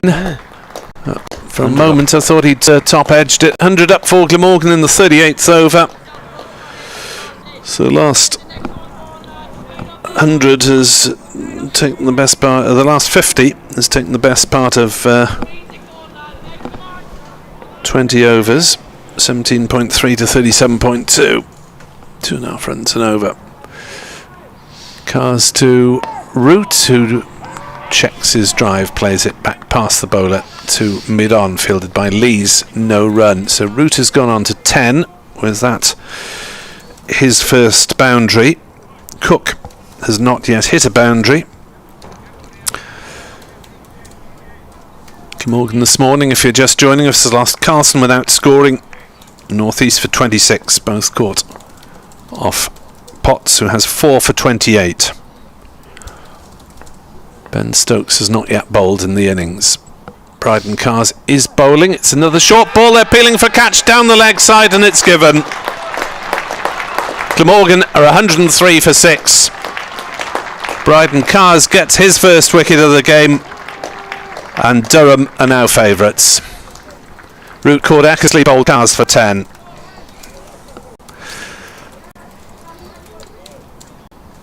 Well, fourth catch of the innings for Eckersley, and a slip catch as well. And Glamorgan are in danger of throwing this one away. 20 added for that wicket. They need more than that from the established batters. It's 103 for 6 with 88 runs still needed to win. It was a similar delivery to the one that got dabbed away for 4, wasn't it? But that time he got a connection. And that's a big wicket from a Durham point of view as well. This is going to turn into a naughty little nervy morning or early afternoon. It already is. 103, so they added 20 there. Yeah. Glamorgan need more than 20 for each wicket now.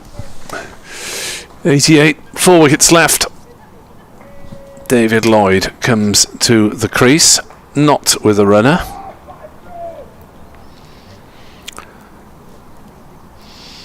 So let's hope the Glamorgan captain is feeling reasonably recovered from whatever ailed him yesterday, which remained 8 down. Bang bang! Oh, you missed the bang bang. Oh, missed the bang bang. It's important, you see. You've got to get the bang bang in there. Bang bang bang bang, and we'll be all over. Double bang bang. So all 3 wickets have fallen from the Finkel end. Root did not look at home against the short ball, which is strange really for someone who was top scorer in the first innings. Not yet bowled in the innings. Cars is in. Bowls to Lloyd, greets him with a shortish delivery, but it sails harmlessly down the leg side. Short leg is in for the new bat. Cars 1 for 30. Last ball of his 7th over coming up. And I think this might be starting to get into the heads of the Glamorgan batsmen now. Can't tell where that strikes on that catch, if it's come off his glove or maybe his arm guard. But after he's given out, he looks a bit surprised. Cars into bowl. Defended by Lloyd. No run. Applause from the home crowd for the wicket taking of Bryden Cars. 1 for 30 now. Glamorgan 103 for 6. Still 88 runs needed to win, and they have added only 38 this morning for the loss of 3 wickets. As Chris Rushworth will continue from the Lumley end.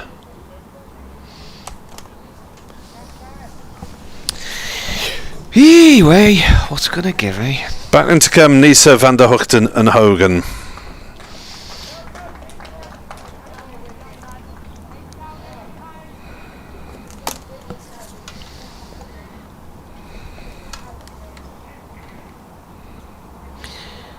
Rushworth comes in and bowls. Start of a new over, played down towards third man by Cook. Cars comes off the Boundary in front of us to field that one. 1 run. Target drops to 87.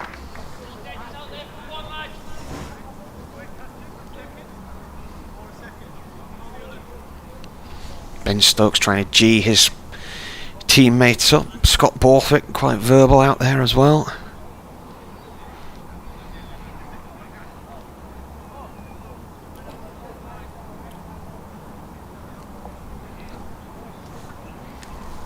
Lloyd on strike, just doing a few stretches, ready to receive a delivery, right arm over from the Lumley end from Chris Rushworth. As he comes in here, the batsman has his bat raised and plays this to Peterson at mid-wicket, no run.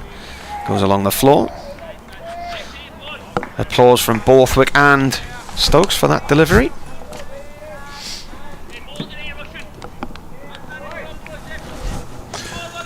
Is a wicket coming any ball, do you think? Is that the message of their... the thrust of their message? 6, 7, 8, just like that. Well, 7, 8 it would be, because they've already got 6 as Rushworth bowls. Ball played by the number 73. Out to short mid-wicket, no run there. There was a band a few years ago, sort of indie, funky jazz type band in Sunderland called the 73s, who we went to see a few times. But I presume they're no more, because I haven't heard of them for a while. Pre-kids as well, that was a long time ago.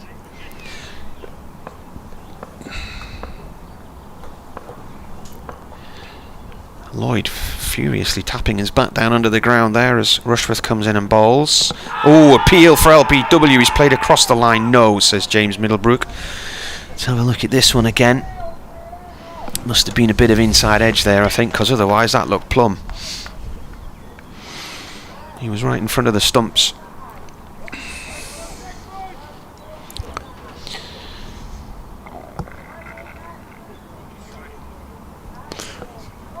Unless it was coming back too much. Oh well, a couple gone against Glamorgan earlier on. Rushworth to Lloyd again. It's dug out, full length delivery, Yorker length, and that bobbles quite nastily and whacks Ben Rain in the chest as he's going down to field it mid-off. Lee says, how good is Matty Potts? He says, I watched a bit of him on the live stream last week versus Worcestershire, and it looked like a different pitch when he bowled first up. Seems to be taking wickets for fun. He does. He's got real decent pace and sharpness, and he looks bigger this year. Now the keeper's standing up to the stumps, and David Two Hats Beddingham is going to field at short mid-wicket. He's got a wide-brimmed hat on, and on top of that, a cap. Borthwick is at first slip, quite tight as well. Last ball of the over, Rushworth in, Lloyd leaves it, and it goes into the keeper's gloves. End of the over then. So, Glamorgan 104 for 6 here on BBC Radio Newcastle, BBC Radio Wales. They need another 87. There's 78 overs left in the day. We are, where are we? 18 minutes past 12, so there's still a lot of time to play between now and lunch at 1 o'clock as well. Yeah, possibly heading for a mid-afternoon finish one way or the other, but Durham have definitely had the better of the morning. 3 wickets claimed for the addition still of only 39 runs, and Glamorgan have gone a bit passive. Chris Cook on 14 not out faces up to Kars, who bowls a short delivery, banging it in. Cook getting underneath that, had to go down quite low because it didn't actually get up that far, but the short delivery has very much paid dividends for Durham in this innings. Salter caught hooking, Labuschagne likewise. Goes in bowls, short delivery. Cook just doesn't have to duck underneath that one. That was close to no ball height, maybe. Carlson was caught off one that got up just back of a length, and Root also caught trying to pull. Not yet taken a wicket this morning at Lords. Middlesex 3 down, but Sam Robson's just got to 100 for Middlesex.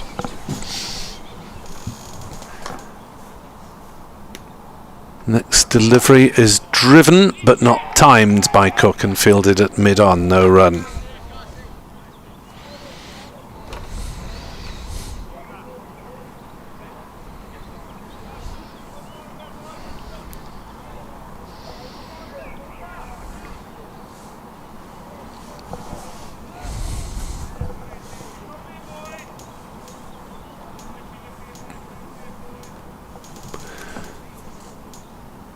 Away from us runs Cars.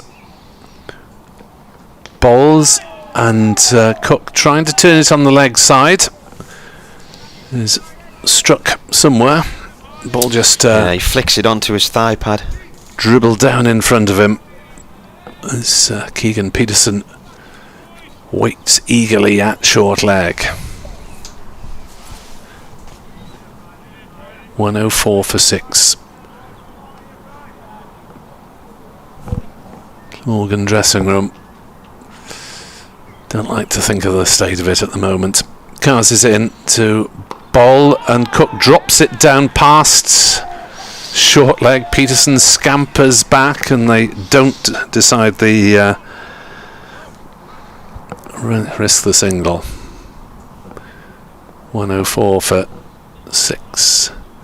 Men out this morning. Carlson without scoring. Northeast for 26. Route for 10. So Glamorgan with the last specialist batting pair. Nisa did get runs in the first innings, but Van der Hoogten contributed as well, but you wouldn't want to rely on the tail end for too many again.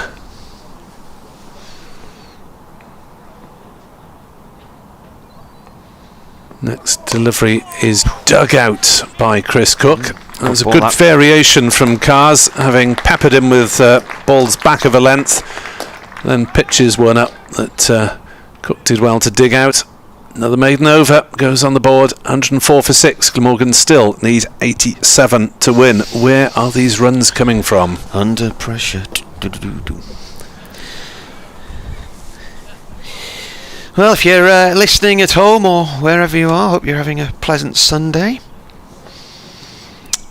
We've got Sunday lunch on the go in about 40 minutes time or so.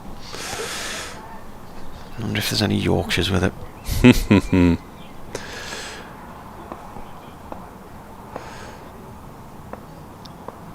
Chris Rushworth bowling his 10th over, none for 20 so far, going at 2.2 and over. Comes in, inside edge from Lloyd onto the pad and away up to the bowler's end. Neil says plan today was a nice listen in the sun while sorting out his garden, but the score wasn't the plan and it's raining. Andrew Cowan's emailed. He says, afternoon lads, great start from Durham today. I'm just chilling in Spennymoor watching the stream after a 6-wicket win for Tudho's seconds against Simon's side. Rushworth in, bowls, defended by Lloyd, goes short on the leg side, no run. Bowled them out for 26, which included 9 ducks, eh? Oof. Really? Oof. Is that Simon's side in South Shields or somewhere else? And do they play at Cleedon Village in Oakley Gardens? Glamorgan don't make it easy, says Robert Logan, and is rather critical of Billy Root's shot to get out.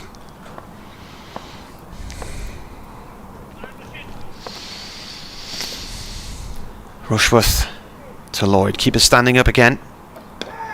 Played down into the ground and off towards point by Lloyd this time.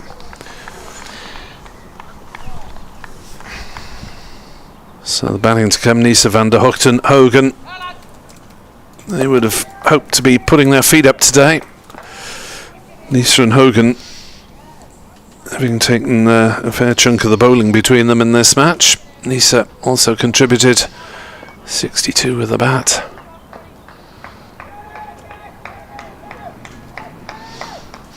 Rushworth in. Lloyd defends again, no run.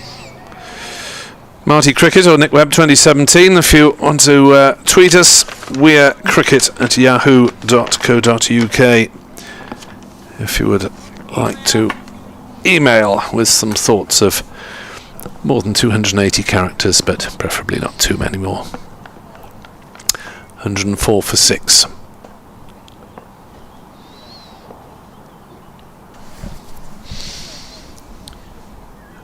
Rushworth from the Lumley end. Oh, an inside edge under the pad there from Lloyd. Another tight over. This one is all dots so far. 1 ball left. Not looking at a happy bunny, David Lloyd, is he?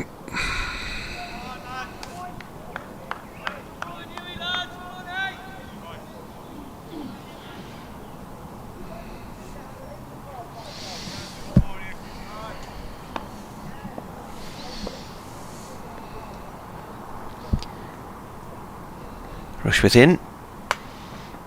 Lloyd defends. Ball runs off towards point. No run there.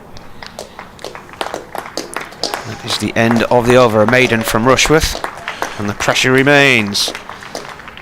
Yeah, Lloyd's yet to get off the mark after 13 deliveries. Chris Cook 14 runs off 51. Yet to strike a boundary. Glamorgan have dried up.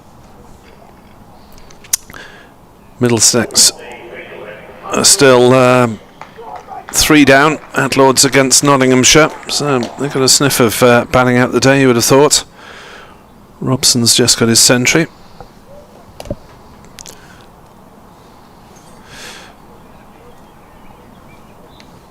Sussex still 14, Leicester still 14 behind Sussex with just the 3 wickets left. They're trying to block it out.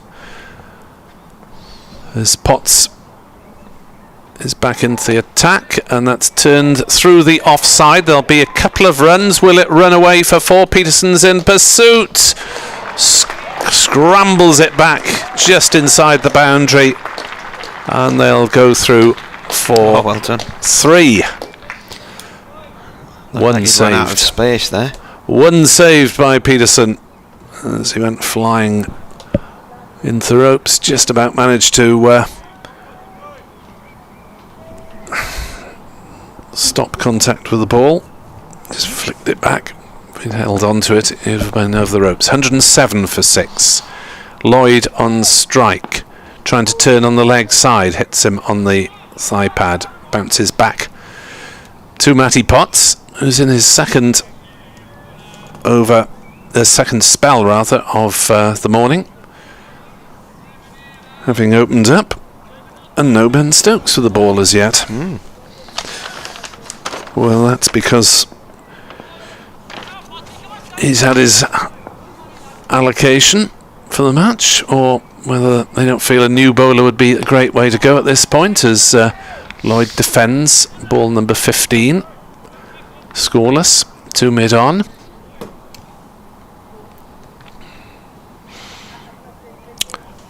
So a degree of stasis in the second division games.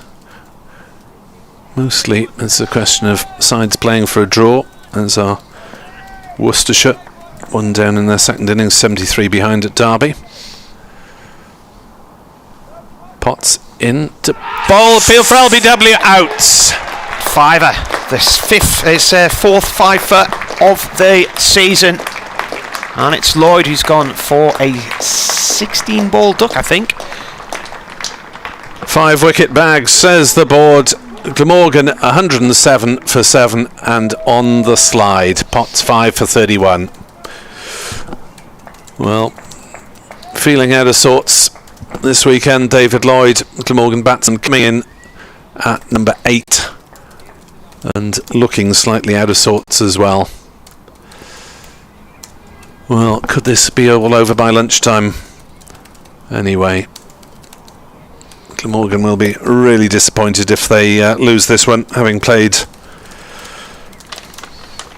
the better cricket for large chunks. Lead of 54 on first innings, having been slightly under the cosh. Bowling really well with a couple of bowlers down in the second innings, but they look as though Durham will snatch victory away from them at the moment. 84 needed, only 3 wickets left as Michael Nisa comes in.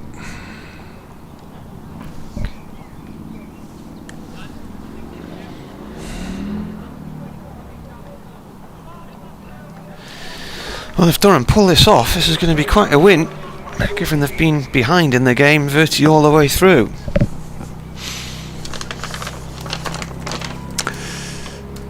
Yeah, 179 for 3 in the second innings. Looked on top. Slide after that. Glamorgan fought back with the lower order in the first innings.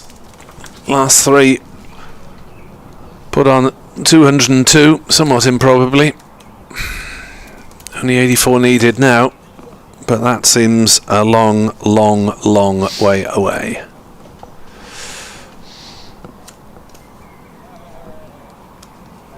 Potts rampant.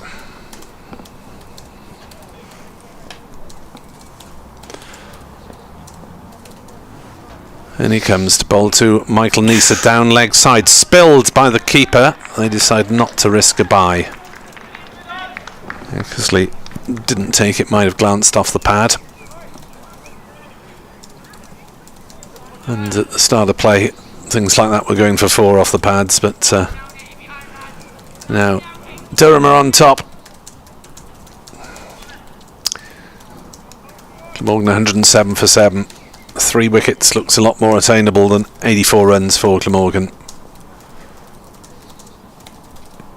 Potts bowls and Nisa is defending that one up to mid-on. There's no run. Applause for the bowler. Back with a successful start to his second spell. 5 for 31. Second spell of the morning, third spell of the game. The innings. Get it right eventually. 107 for 7, 84 runs needed to win.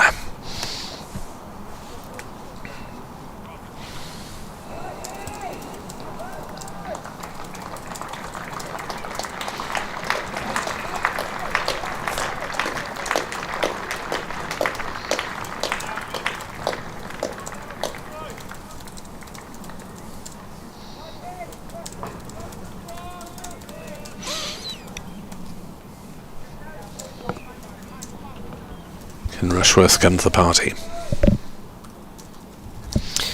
And he comes from the Lumley end and bowls, defended by Cook, who is on 17 from 53 balls.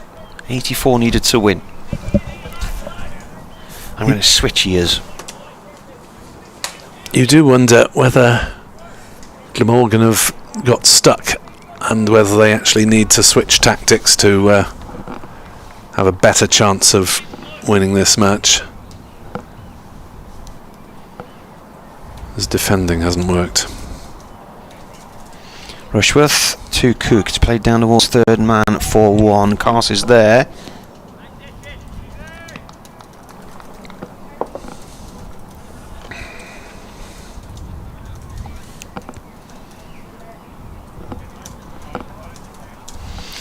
He's got 3 of the 4 wickets to fall. So Carlson for a duck, North East for 26, and now Lloyd for none.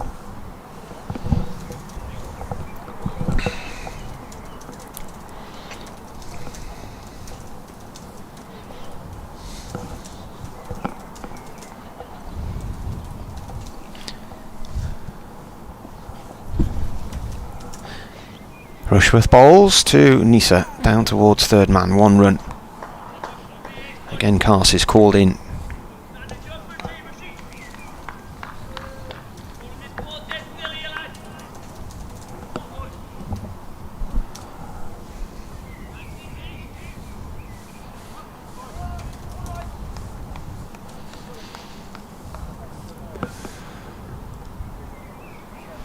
Clouding over.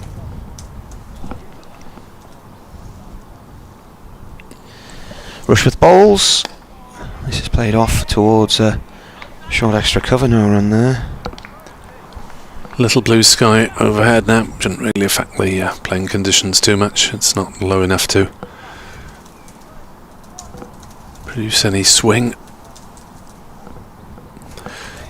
Though given the nature of the batch of balls throughout this match, impossible to predict what it would have done anyway.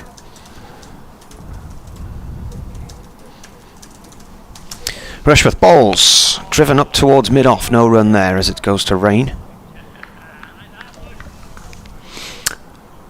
And Durham have got point and square leg back, as well as third man and fine leg.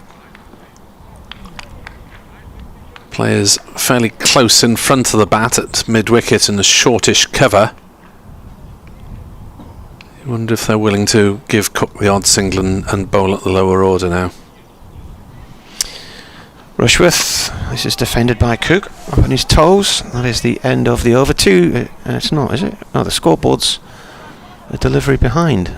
2 deliveries behind, it's frozen. 2 dot balls there at the end, so... And now it's clicked over. Rushworth, none for 22 from 11 overs, 3 maidens. Potts, 5 for 31 from 14. Yeah, that's the key stat that has put Durham on top in this innings. 109 for 7. 82 needed to win. Runs have dried up, wickets haven't. 44 only added this morning for the loss of 4 specialist batsmen as Potts bowls and Nisa plays hurriedly to Rushworth at mid-on. There's no win, no run.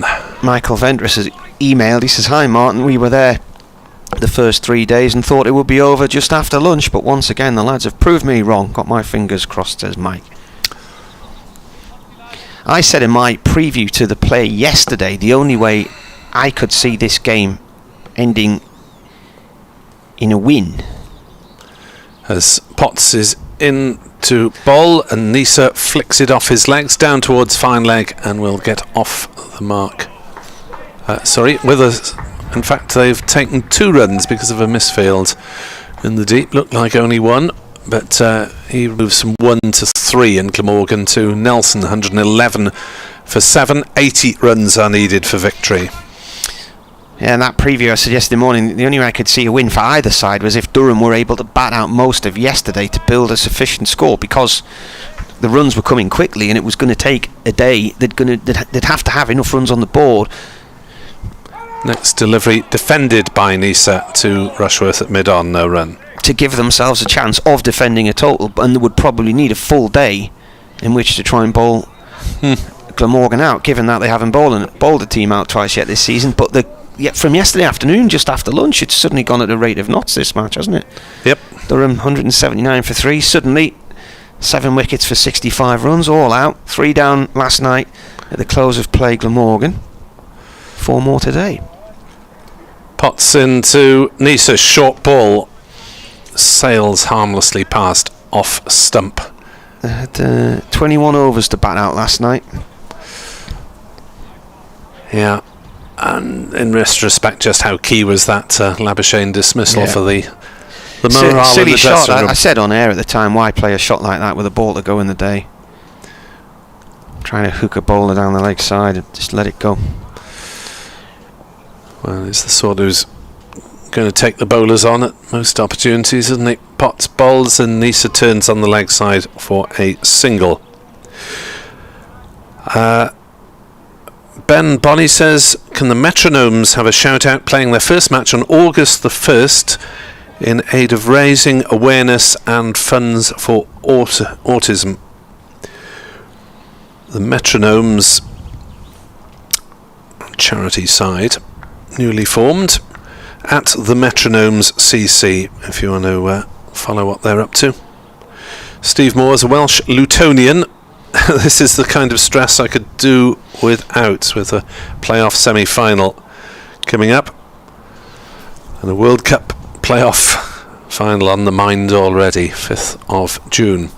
Potts bowls another short ball that fizzles past the nose of Nisa.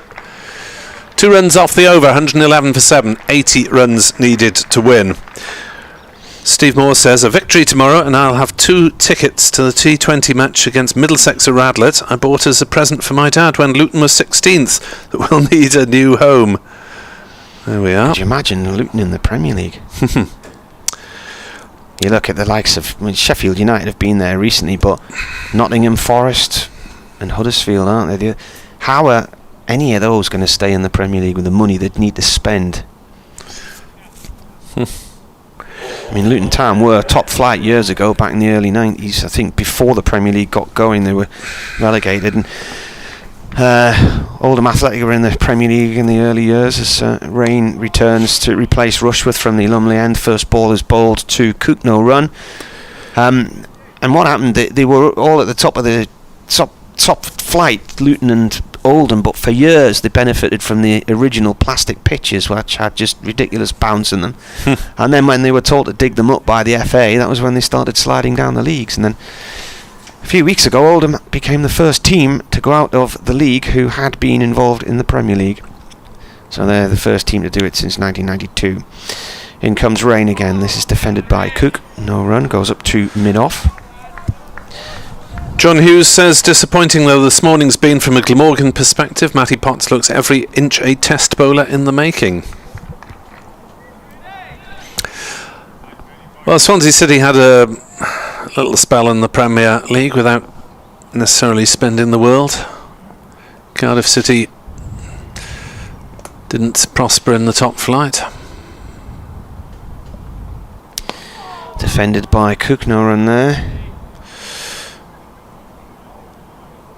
19 minutes to go until luncheon. Cian Perlo, is Van der Houten expecting to bat? Well, I think he can. He batted with a runner the other day. Yep. So, and you'd think his leg's a little bit better than 2 or 3 days ago. Yeah, he seems to be moving okay down the dressing room steps. I saw him briefly last night. It's greyed over now. We have high cloud cover coming in as Rain comes into bowl.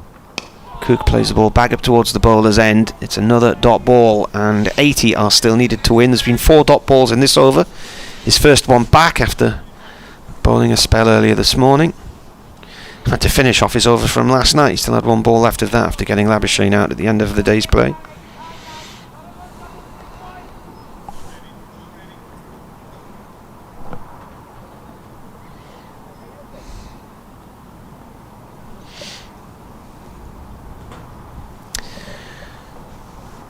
In comes the bowler, pushed down towards third man by Cook for 1.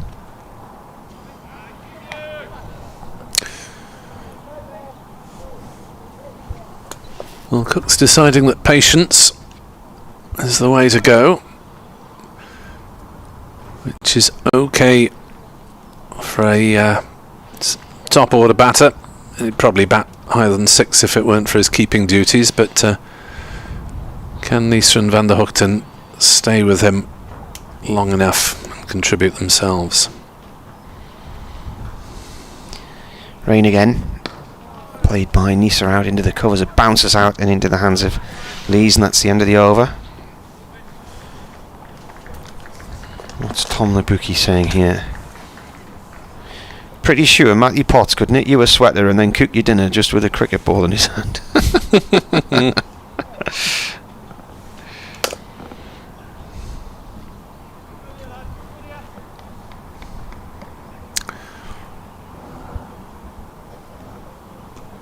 Are we going to get into the afternoon session even, because if 9 down, they're likely to play on. Well, they will do, as Potts bowls to Cook on 112 for 7, and Cook fences at that one and nearly edges it. Trying to force on the offside, but a little bit extra bounce there. I'm just wondering if we might end up seeing the floodlights on in a few minutes. You know, it's suddenly got really gloomy here.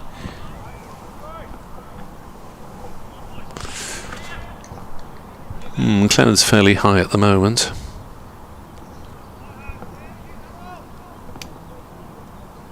The weather darkening along with the mood of Glamorgan followers. Potts in, bowls, Cook works on the leg side, down towards deep fine, this time cleanly fielded by Travaskis. The throw comes in and they've gone through for a single. 113 for 7. 78 to win. Tell you what, I'd take the tie at the moment. I've never seen a tie game, have you? Not in a championship one, no. Seen a few in T20, Yeah. but not in the championship. Potts to Nisa. 2 slips, 5 saving the single. Nisa defends. Ball rolls back to Potts.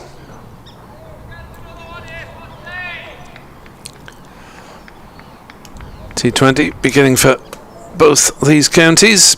A week Thursday. Glamorgan down at Sussex. Durham down at Leicester. 113 for 7. Nisa plays that one defensively on the offside. All the momentum with Durham this morning. 4 wickets for 48. Scoring drying up. 78 to win. Only Van der Hoogten and Hogan to come. Van der Hoogten presumably with runner again. There's Potts in to bowl. Nisa drives, calls for a run, and will get it because it was some way to the left of Rushworth, who dives and prevents it going through for any more. Single taken. Nisa to 4. 114 for 7. They've taken an early lunch at Beckenham. And the bad news is Ben Watts, the Kent commentator, says Churchy's just said it's raining too heavily for them to walk round to the chippy. Potts into bowl, keeps low, and well played by Cook. There is variable bounce in the wicket now from the bowling from the Finkel end, and that's adding to Glamorgan's headaches. Credit to Durham, they've managed to get a bit more life out of it than we've seen in the previous 3 innings. It's going up, but it's also going down on occasion, so a bit more of a headache to add to those of the Glamorgan batters.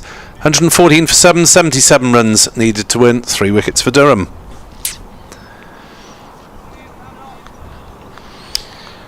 It's in contrast to when we were at Beckenham last year. It was an absolute scorcher.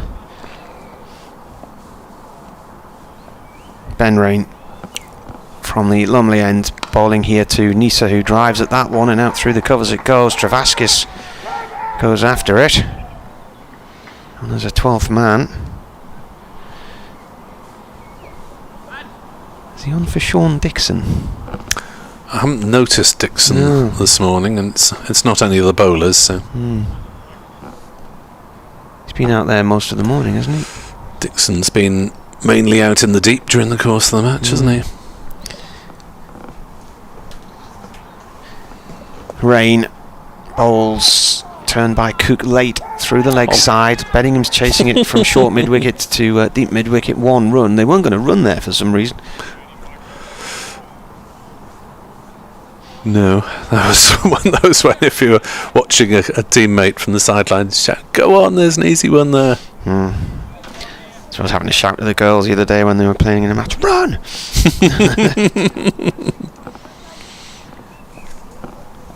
Competitive dad.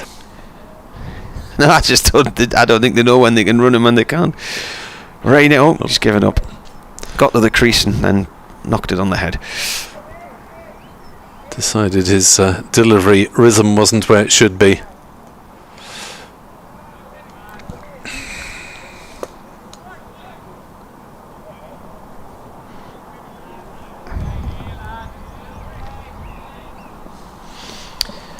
.75 more needed to win at 116 for 7.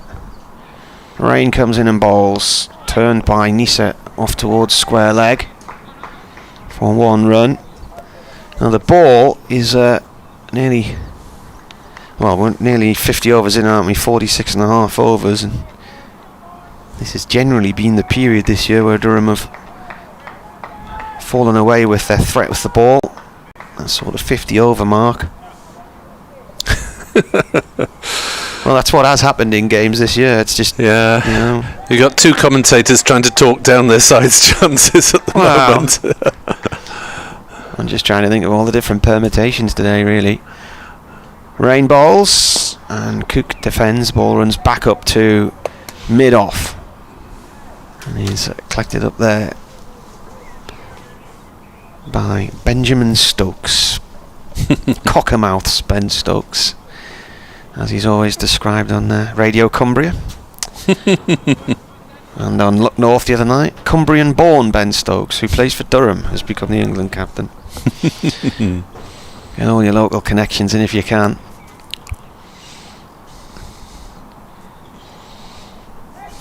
Rain in with a short one, pulled by Cook towards long leg. Matty Pottsfield's in front of the Pavilion 1 run. Wasn't it one of the Welsh papers? Welsh man's wife becomes Danish Prime Minister or something. Oh no, Welsh man's wife attends Nelson Mandela's funeral. That was it. Oh gosh. It was Kinnock's. Stephen Kinnock. Stephen Kinnock's wife. She was the Danish. Yeah. Prime Minister, wasn't she? Yeah. Yeah. And Shropshire Gliding Club member escapes from plane crash in Los Angeles was another one. The Shropshire Star. Who was the? Oh, go on. Harrison Ford. He landed on he landed on a golf course years ago, didn't he? But he'd been on a boating holiday on the canal.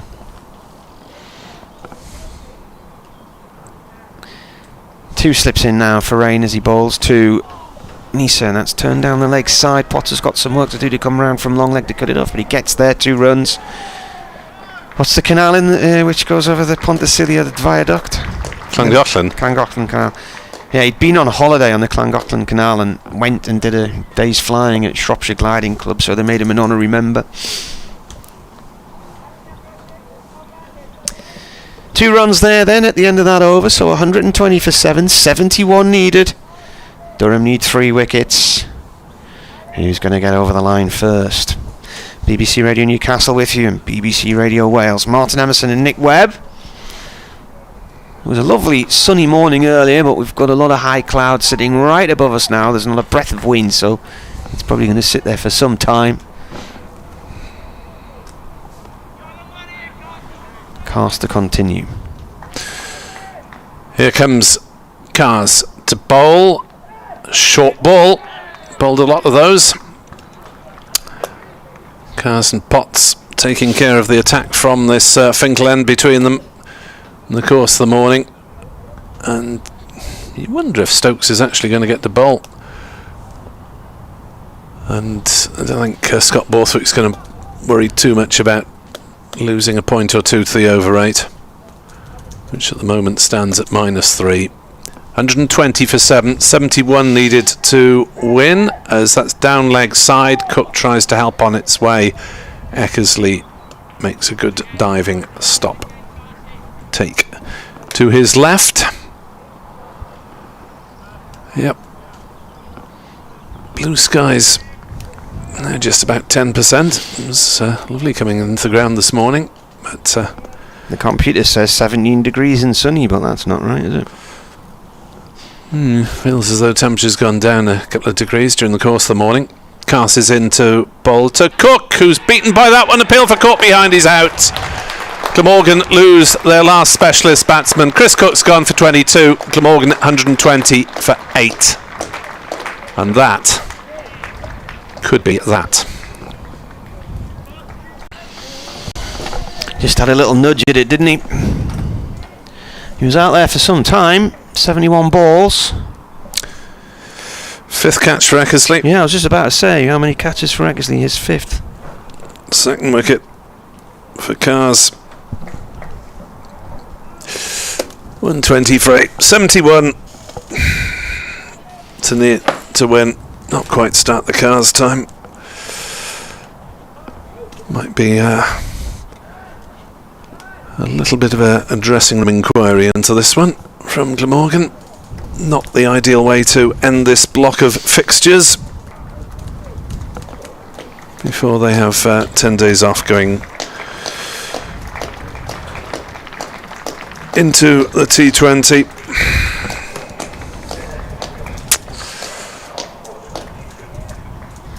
Cars 8.3 overs, 1 maiden, 2 for 30. Van der Hoogten and Hogan with Nisa. It's the bowlers union. They've got to sort it out for themselves. as Van der Hoogten emerges once more, accompanied by Marnus Labuschagne as his runner, as he was in the first innings.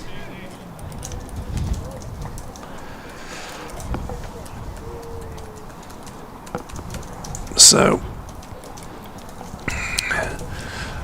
looks like being a pretty useful comeback from Durham, setting Glamorgan 191 to win, but highest score so far, Labuschagne's 31, and crucial dismissal with the final over of last night. Ben Rain with that wicket. It's the only one he's got, but as important as anything. Potts with 5, Cars with 2. And Durham are very close to their first win of the season. Glamorgan their second defeat, so it looks like being 2 wins, 2 losses, 2 draws for Glamorgan in this first block of 6. Here's Cars to Van der Hoogten, and he defends on the offside. No run. So Labuschagne is at square leg doing the running. Van der Hoogten hampered by a hamstring injury.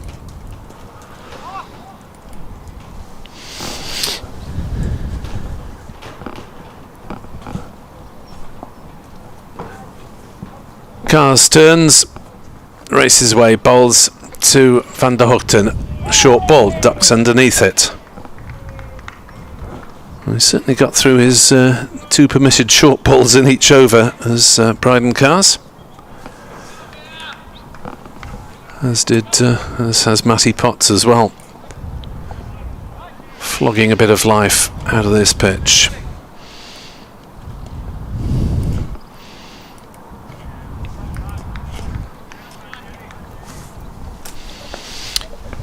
Cars past umpire Wharf.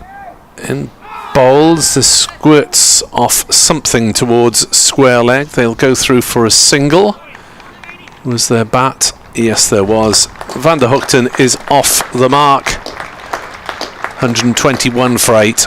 70 runs needed for victory. Right, if the last 2 wickets come and they are caught behind, yep, then Ned Eckersley will equal the most dismissals in an innings for Durham set by Chris Scott in 1996 against Yorkshire here of 7. Okay. How many has he got in the match? Because Chris Scott holds that record as well, which is 10. Same game. 2 in the first innings. According to my notes, so he's not always reliable.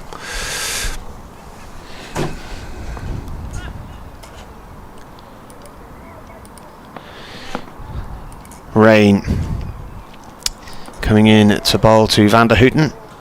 Defended, runs up to mid-wicket, no run there. Tom says, we had hope for a bag full of wickets, but we didn't actually expect it. This could kickstart something, he says. Fair enough.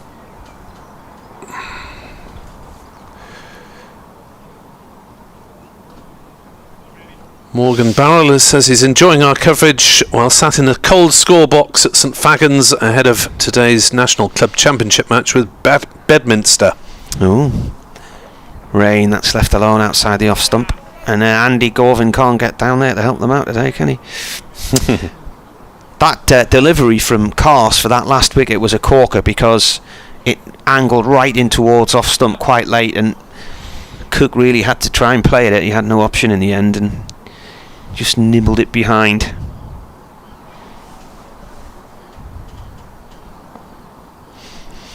Oh, Ben and Churchy have got to the fish and chip shop at Beckenham. It's an old London bus. That looks canny.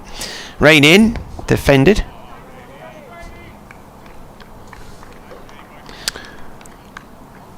I think this match... It's raining at Lord's, too far south to guarantee the weather. This match is going to be done and dusted before lunchtime at this rate. Well, we're at lunch now.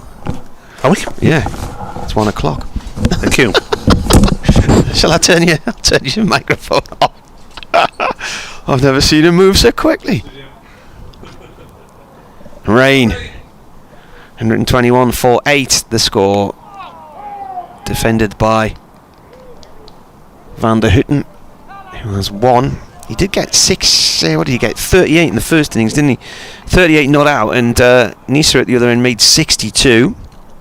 Put on a record 8th wicket stand of 113 with Billy Root for Glamorgan against Durham.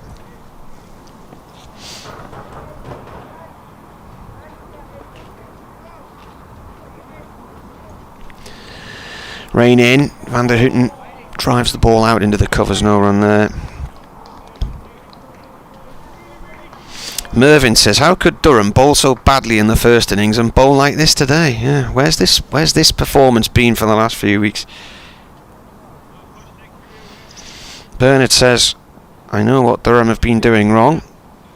They've scored far too many runs by giving Glamorgan an easy target. Glamorgan have lost their way and they could lose this.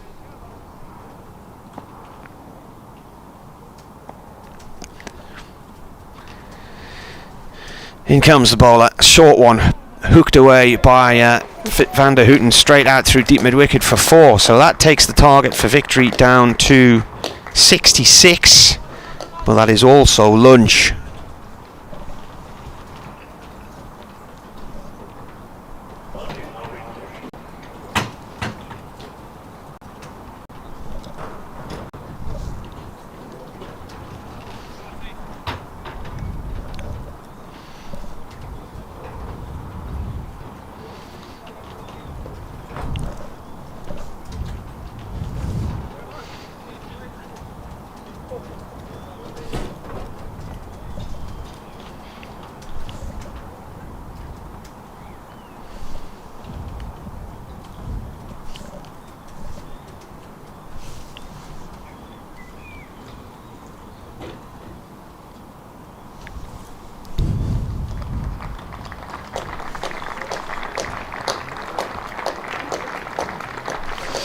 Matty Potts 5 for 35, Cast 2 for 31.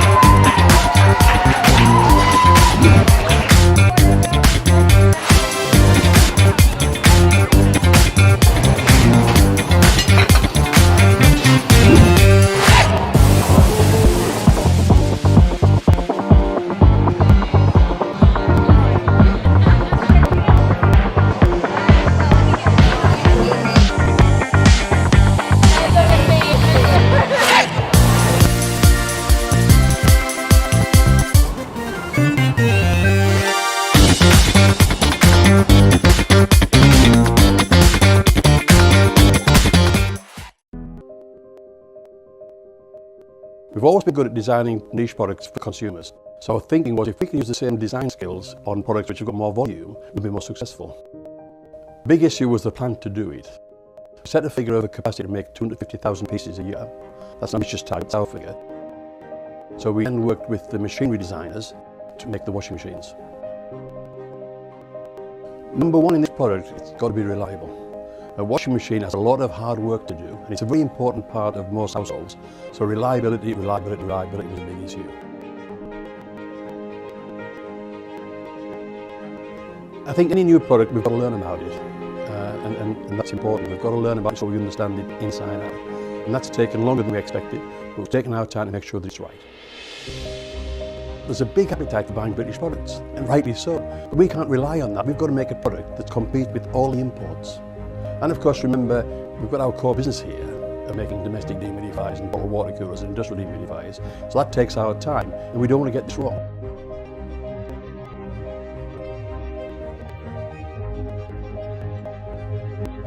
We've done 120,000 hours of testing washing machines here to make sure that it's absolutely reliable and does the job.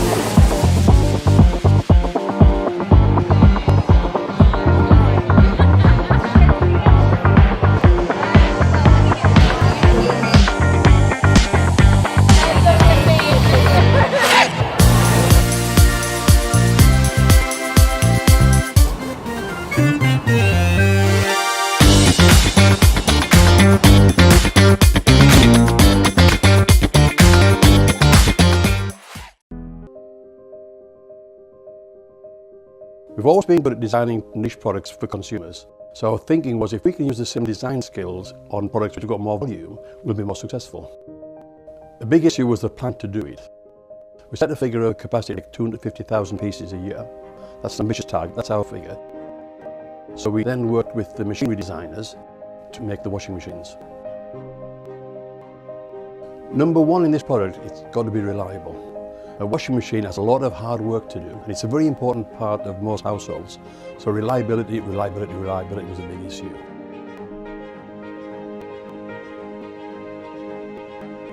I think any new product, we've got to learn about it, and that's important. We've got to learn about it so we understand it inside out. And that's taken longer than we expected, but we've taken our time to make sure that it's right. There's a big appetite for buying British products, and rightly so, but we can't rely on that. We've got to make a product that competes with all the imports. And of course, remember, we've got our core business here of making domestic dehumidifiers and bottled water coolers and industrial dehumidifiers, so that takes our time, and we don't want to get this wrong.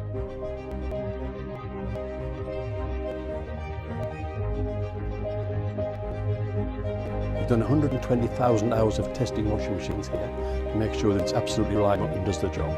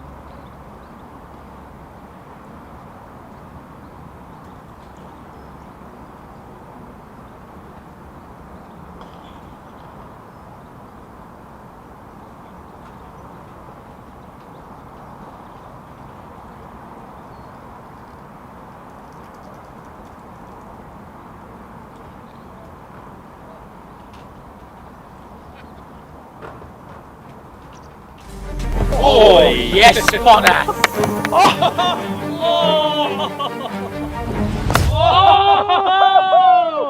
See ya! Good boy! Yes guys, how's it going? You're watching Cricket District and this is episode 2 of Village vs Pro with thanks to Canterbury. We're here at the beautiful Chester Street in Durham to play 3 overs against Durham's finest bowlers. Their all-time leading wicket taker Chris Rushworth, club captain Scott Borthwick and up-and-coming talent Matty Potts. Can't wait to get started, I'm pretty nervous. Let's get going.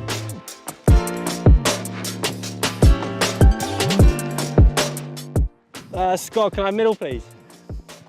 Yep, spot on. Thanks very much. Right, Village vs Pro, episode 2. Let's take on Scott Borthwick, Durham captain, leg spinner. Oh, I run. Hold on. Alright, one in the covers. Have one or a dot? It's a dot. Right. If I'm a point, it's definitely one. Giving me one? Okay, give me one.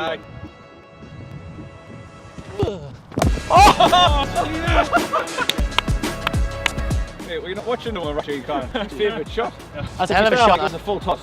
Yeah, but made it a full toss. Absolutely middled it as well. Look on a spin that doesn't bounce, mate. Right, third ball, 5 runs on the board. Oh. 1. Oh. Mate. 4, everyone up. Everyone up, ball. You need to swing harder than that, like. Instead. Give it to him. Oh! Dot ball. Dot ball, yeah. That's a dot. Yeah. Oh, well done, mate. Got a dot in. Squeeze the dot. Get out your over. Brand new scoreboard, it's never been hit before, yes. Get loose. Oh, you look badge.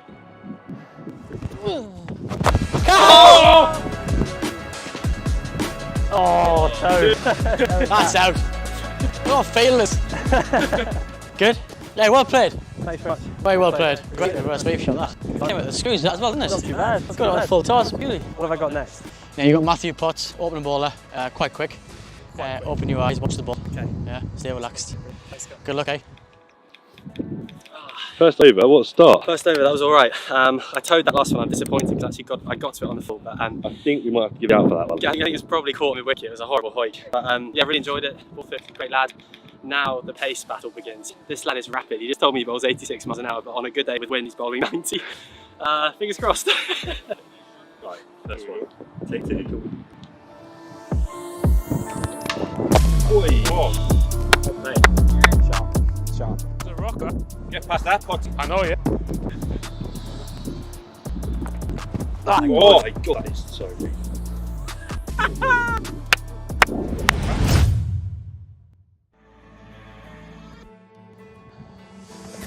Oh, yes! All stayed out of the way, Toby, that's good. Yes, well played, Toby. Matt, I don't think you enjoyed my attempt at the ramp. No, okay. Come on, Toby, come on, watch the ball, wait for it, watch the ball, watch the ball. Oh! That was the one, top bowled. Toby, is this the fastest you've ever faced? But yeah, by about 50 miles an hour.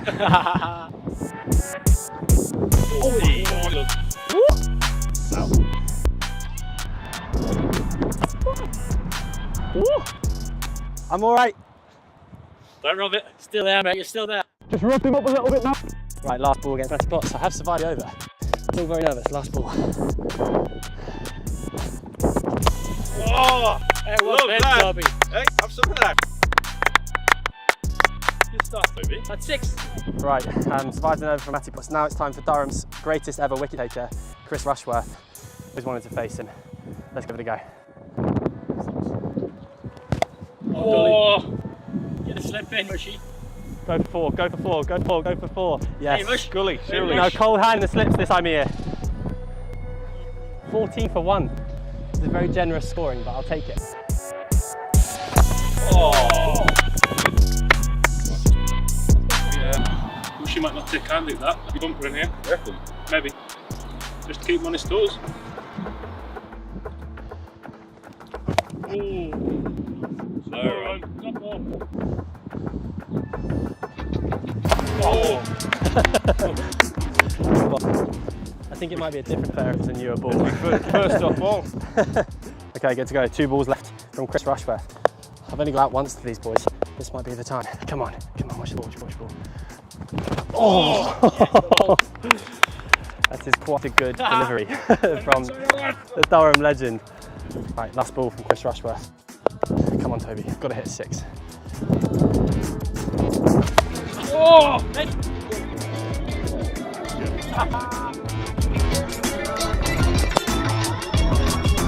All right, that was amazing fun. I reckon took it very easy on me. Otherwise, they would have probably broken some ribs or something. But thanks to the boys. Time for Jack to have a bat. I'm nervous.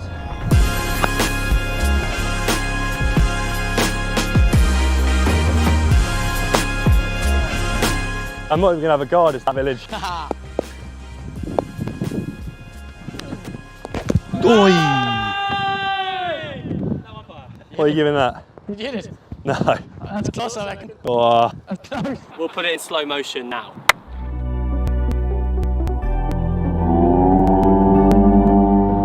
I told you he bowled it wrong on first ball. Terrible, terrible start.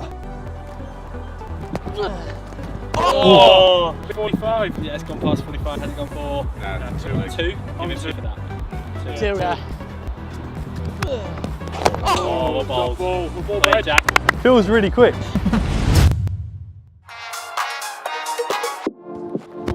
Let's go. Oh! Yeah, good boy! That's a hell of a shot. It's gone a very, very long way. We'll be taking that. Let's go. Oh! Come on. Well played, Jack. Top ball, baby. Oh, hello. Top ball. Well ball. Jack's second over here against Matt Potts, mid-80s. Let's see what happens. Very, very nervous. Oh, runs! That is so quick. Oh, run! Oh, Well left, Jack. Oh, Catch him. that is How so. was that? How many slips do you have? 2 in the gully. Nah, wide. Not out. Oh. Well bowled. All we've got to do is just stay in. But he's just so quick. What a take from the keeper. It's a nice over, Potty. Get over this. Oh, Runs. it's another 4. It's a good bat over. I just can't see it. It's rapid. Absolutely rapid. What do you make of that from Jack? Pretty good. Yeah, pretty good. I'm just not happy with my slip fielders there, I don't think. Slip fielders have cost me a few, diving over them, letting them go for 4. It's early April, their hands are cold. Early April, but I'll give them a scolding when we get the change rooms. Whoa. Well played, That's Jack. quick as well. Third man, productive. I just do one then. But I think I'm going to try and hit him away on here. Come on, got this. Oh! Oh, shot. Just short mid off. Top ball. As a proper village cricket swing. Swing harder. Oh, well played. Well played.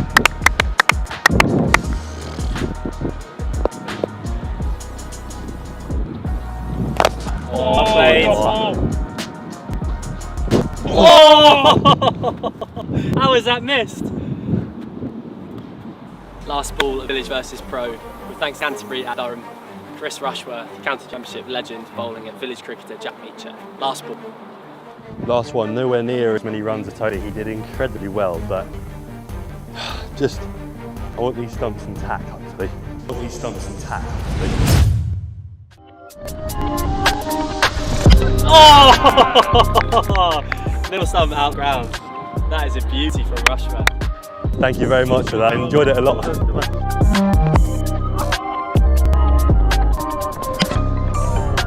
What a way to finish Village versus Pro. These guys have been absolutely awesome. Thank you so much to Canterbury for sorting out today. It's been amazing. Looking forward to the next one. See you next time.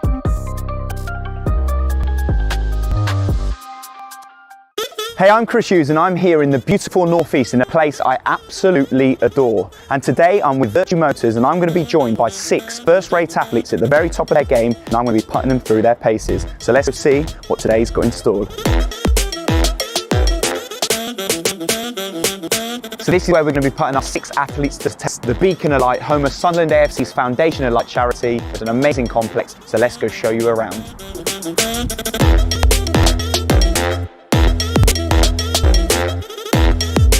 Newcastle Eagles, Marina Fernandez. She's known as Captain Fantastic, leading her team to a British Basketball League Cup final this season. And Darius Defoe, the most decorated player in British basketball history. Mr. 27 is a true North East sporting legend. For Durham Cricket, we've got Rachel Hopkins, a key figure in Northern Diamonds team, a coach and a proper all-rounder, and Chris Rushworth, Durham's leading wicket taker in their history.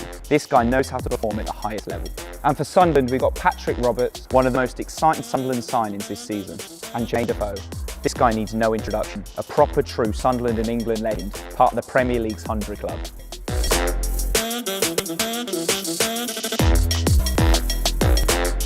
So we're here on the 4G pitch. This is on the roof of the Beacon of Light, and this is where we'll be having the 4 challenge. Over there, we've got the speed cage. Let me just show you how it's done. Let's see if they got that in the locker.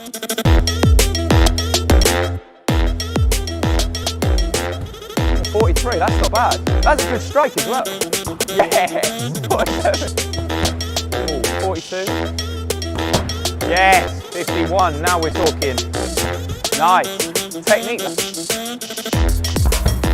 Nice, 54.5. Oh, okay, we've got game on here, 51.9. Oh, no, that was your number. Nice, 58.6. From. Nice, 58.1.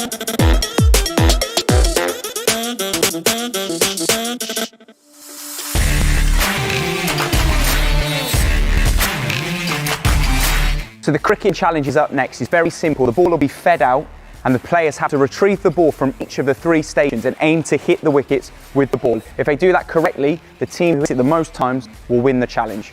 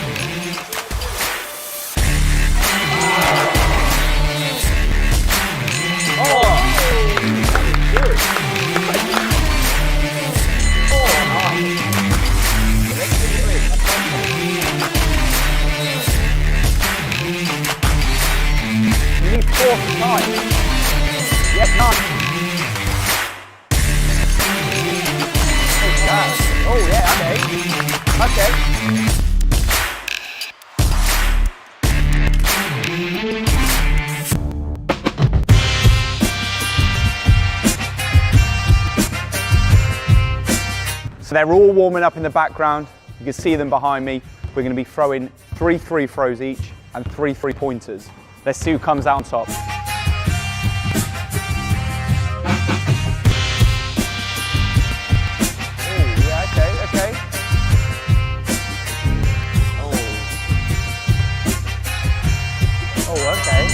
Okay. You're all born, isn't it? Oh, that's the one. Oh, nice. Nothing but net.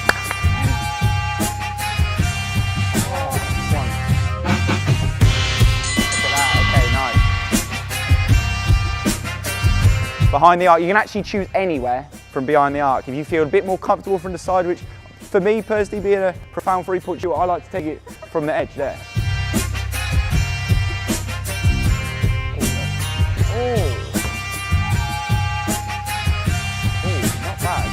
Nice form. Oh, nice. That was nice. Ooh, don't mind it. Good technique. Ooh. Oh, yeah. So that concludes the Virtue Motors Cross Sport Challenge, and we have the results. In last place, Newcastle Eagles. It was a good effort. In second place, we have Durham Cricket. But the winners on home soil and taking away the trophy is Team Sunderland. Congratulations, guys. Well done, lads. Deserve that. Fantastic.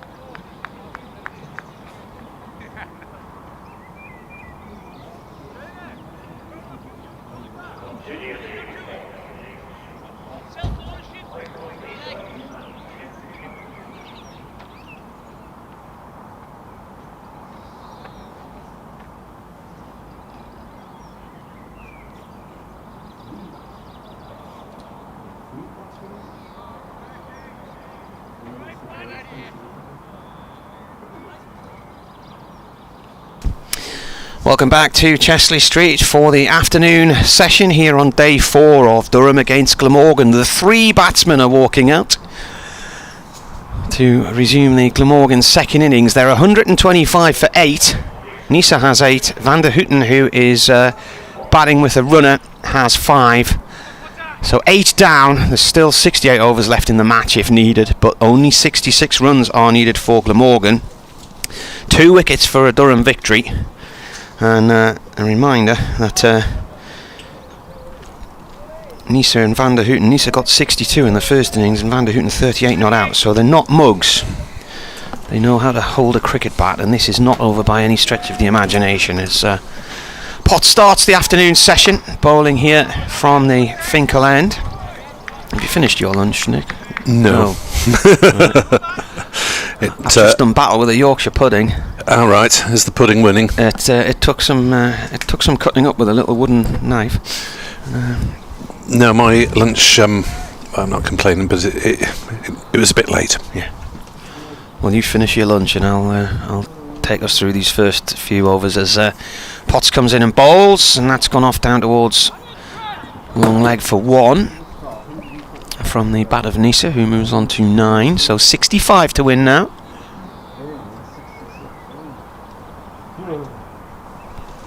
$126 for 8. We've actually had some fine rain during the lunch interval as well. I can't actually see the rain now, but I was told it was raining at lunch. It doesn't appear to be now, but it is quite gloomy, so I wouldn't be surprised. We've got sort of high cloud base, grey cloud, as Potts comes in and bowls. Bowling here to Van der Houten. That's defended. If we might see the floodlights on. There's actually a passenger plane coming in the wrong direction here. Where's he going to? It's coming from a northeast to southwesterly direction. Do they not do that? They don't, well, no, because the airport's in the other direction. So that's either coming down to go round down towards Teesside, or it's swinging a long way west to head back to Newcastle. Potts in again. This is pushed off towards mid-wicket, no run. In fact, it goes to square leg.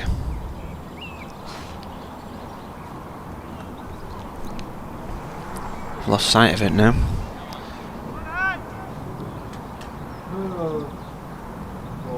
It is a British Airways flight. It might have just taken off from Newcastle, it's going to Heathrow.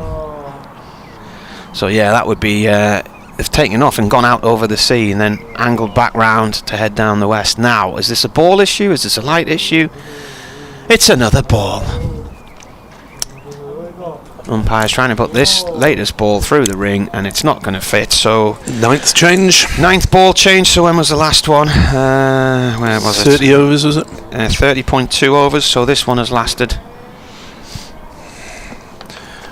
18 overs? This is the 9th unscheduled ball change during the match, as opposed to the ones that are meant to be delivered at the start and at the 80 over mark. Talk among yourselves. So it was changed in the 31st over, and we are now in the... Is it the 50th or the 49th? What does that say? It's a 50th over. So that's lasted 19 overs.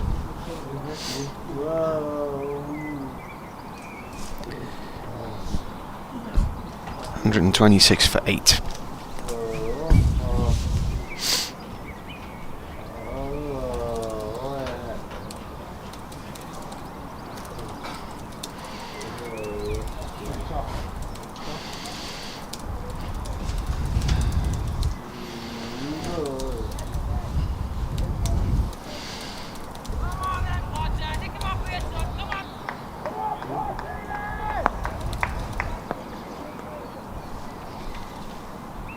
In comes Potts with the change ball. That was what's known as a pasta break for the pasta bake. Enabled me to finish lunch, and they obviously didn't want to play when I was still digesting. Bit of an indigestible result looks on the cards for Glamorgan this afternoon, though. 65 still needed to win. In comes Potts again. Oh, that pops slightly on the batsman. He fends it away one-handed. Yeah, they've talked about up and down bounce, haven't they? And Durham absolutely sprinting round because they've got a negative over rate. They ran onto the field at the start of play, which doesn't really gain them any time, but they were so keen to get on with it just in case there was a spot or two of rain round.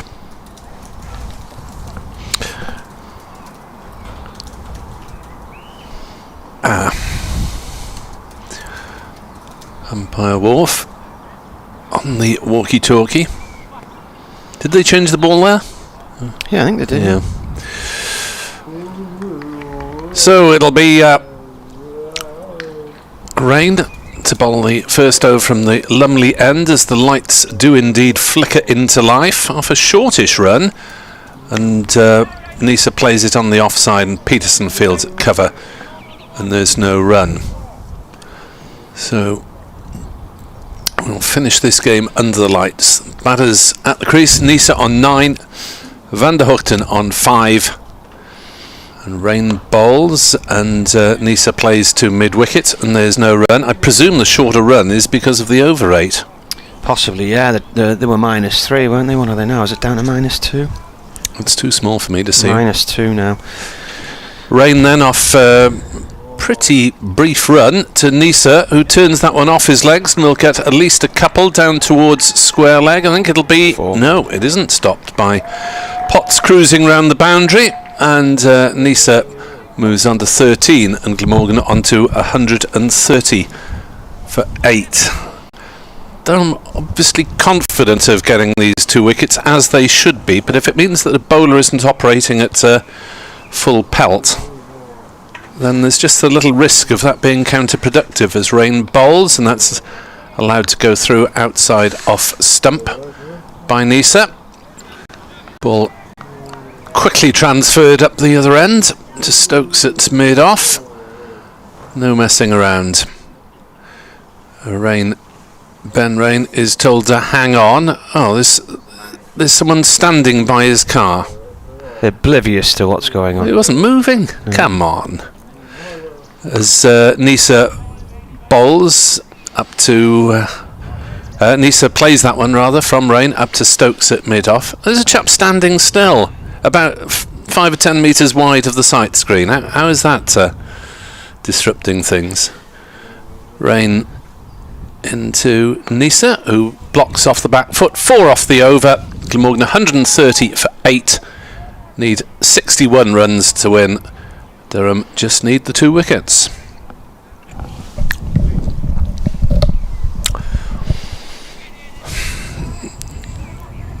I'm a little baffled as to why someone standing still 5 metres to the side of a sight screen constitutes an interruption, and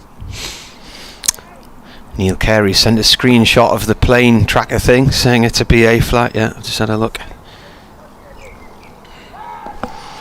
Mervyn says, I hope rain stops play soon. As Potts comes in and bowls. Oh, nearly edge. As Van der Hoogten goes forward, but his rain's got an E on the end of it. Clever what he did there. Yep. Neil says, Nisa, Tim and Hogues will get us home meeting. Glamorgan, Graham Smith. Glamorgan looked much happier chasing the rain runs in the Derbyshire game when they had to get on with it. In comes the bowler again, and pushed out towards the covers, no run. Sean says this is the most important session of the season coming right up, he believes, from a Durham perspective. Yeah, I think we've already had it. Bees stopped play at Leicester briefly, by the way, earlier. At where? Leicester. Bees? Bees. We had the flying ants at Southport a few years ago. There was thousands of them came out of this hole in the path next to where we were commentating. Pot in, gone down the leg side. It's not stopped by the keeper. I think he got a bit of a hand on it, and there will be a run, and it will be a leg by. Yeah, there was a clip tweeted of Leicestershire's batsman and Sussex's bowlers diving for cover in the middle. Bees stop playfully. Potts turns. The floodlights are blazing away now here in Chesley Street as he bowls, and playing a miss from Nisa. It had Borthwick leaping up into the air at second slip, hoping there was going to be a little nibble, but there wasn't. Haway man says, I've just come in from the garden. He says, that's more like it. And then he asks, is rain forecast? Because it's spitting in SR6. There's less than a 10% chance of rain according to the app. So it means that app at the moment is 90% wrong. Hopefully it doesn't impact on us. And this is driven nicely by Nisa out through mid-wicket. And this is going to go for 4. And that's the second boundary in 2 overs here. And that takes the target for victory down to 56. This is not over yet by any stretch of the imagination. I thought we could be in for a very nervy afternoon. Not sure if we're in that territory as yet. Just needs one partnership. There's only been one partnership of 50 in this innings. That was last night. If you get a 30-40 run partnership going, this is defended by Nisa off Potts, and that is the end of the over. Potts 5 for 40 from 16 overs, 4 of which have been maidens. 135 for 8. It's been a day too far for Glamorgan in this block of fixtures, although they can't really complain because Durham have got an even longer block of fixtures and don't have the time to prepare for T20. Which starts a week Thursday for both these counties. Durham at Leicester, Glamorgan down at Sussex, and there will be a separate BBC Sport Wales commentary from Hove as Rain off this short run comes in to bowl, and Van der Hoogten plays it on the offside, and his representative Marnus Labuschagne will jog through for a single. Labuschagne is on running for Van der Hoogten, as he did in the first innings. 136 for 8. 55 to win. Keith's emailed from Clawhead in County Louth near Drogheda. Hi Martin and Nick. Ben Rain off the economy run. Bowls and Van der Hoogten and Nisa defends to no run. He's jogging back to his mark as well. He says, what a disappointing effort from Glamorgan this morning to get back into the match from 2 losing positions and then to be in a winning position until the last ball last night. Rain bowls just back of a length, and Nisa turns it slightly awkwardly down to backward square for a single. What was Marnus thinking of last night, he says, but Durham do deserve a win after last week's efforts in Worcestershire. Marnus was thinking about whacking it into the pavilion. That's what he was thinking about. Didn't happen though. Ben Rain to Tim Van der Hoogten from the Lumley ends. Bowls, and Van der Hoogten stretches forward to defend. No run. He adds, I hope the Middlesex match is done and dusted. Oops, nasty. Is done and dusted early Saturday so you can get to Wembley for the Mackhams against Wickham, he says. Rain bowls, defended. There's some serviettes upstairs. Thank you. I may be temporarily absent from commentary. I may have less coffee than I did a moment ago. Yes, far less by the looks of things. No electronic equipment has been damaged, thankfully. In comes Rain. Oh, playing a miss there, and maybe an inside edge from... So we got a snotty email about that in the BBC this morning, but you try presenting a programme without a drink. For 7 hours. That's management for you. shortly. I hope the Middlesex match is done and dusted so we can get to Wembley to see the Mackems against Wickham. And he says, I'm hoping for a Sunderland win as they deserve to be in the Championship, and it would be nice with the Irish connections of the recent past. And he said all of the earlier talk from TNS from Oswestry, he said I'm a massive fan of them. Nice to see the league title return. Potts bowls the first ball of a new over to Nisa, who's on 18, and it's just defended. It goes down into the ground on the leg side. No run.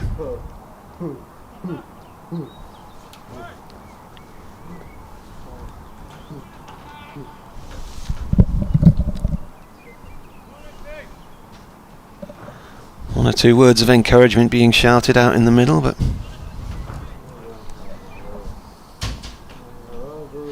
as Potts comes in and bowls, that's defended.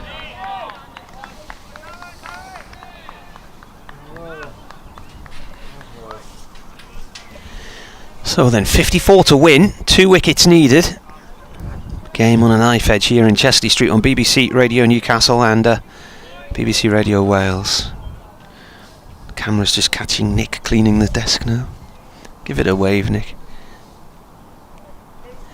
In comes Potts and bowls. Through to the keeper. So grey sky is over Chesley Street. High cloud base though. Floodlights are at full pelt. And Durham are looking for wickets. Where do I send my bill for extra screen appearances? Only signed up for an audio commentary. Potts has bowled 3 dot balls so far. That's a Yorker, and he's appealing for LBW, and that is an absolute peach. Knocked the batsman off his feet. Nisa's gone for 18. Durham need 1 wicket to win. Glamorgan are 54 away from their target, and Potts, for the 4th time this season, has taken 6 in an innings, 6 for 40. The man is on fire. Yeah, that would have dismissed a lot of batters. 10 wickets in the match, and Matty Potts is bowling Durham to victory. Nisa goes for 18. Just whacked on the boot, pretty low down anyway. Nisa's gone. 137 for 9, 54 needed to win. Only Michael Hogan and Tim van der Hoogten to get him.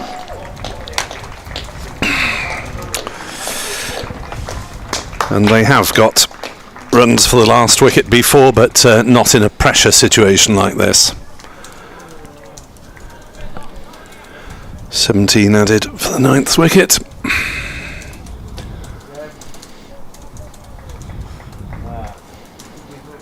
Well. Glamorgan had the chance to go top of the table, with Middlesex certainly not winning today, but that has been blown. There's Michael Hogan. You can tell it's not too warm out there because he's wearing long sleeves. Middlesex rain delay at Lords. Looks like saving Middlesex from defeat. They hadn't lost a wicket in the morning session anyway against Nottinghamshire. Leicestershire off because of rain. They only have 3 wickets in hand, and they're 13 ahead of Sussex. And Worcester look like batting out the draw at Derby. Well, Potts is on 6 for 40 now, and 1 more wicket would be his best. In he comes, he bowls. Oh, he's got it! 7! Durham have won by 53 runs. He's bowled. Hogan, first ball. It's the Matty Potts show. 7 wickets, career best figures for him. And Durham, at the 6th attempt, have won their first game of the season. What a fight back this has been. They have been behind in this game for so long, and then last night things changed, and they have taken the wickets they needed. Incredible stuff.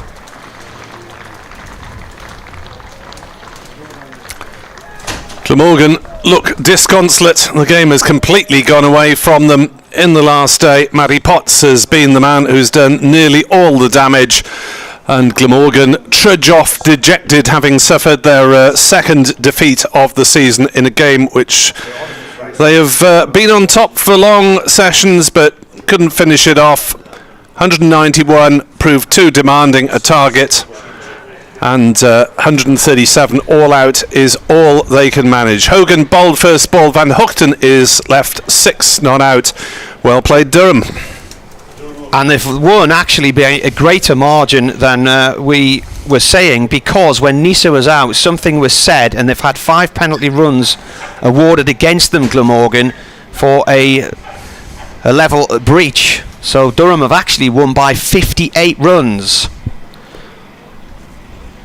So what a finale to the game. And Matty Potter's on a hat-trick next week. It was Michael Hogan, wasn't it, who went for a first ball? It was.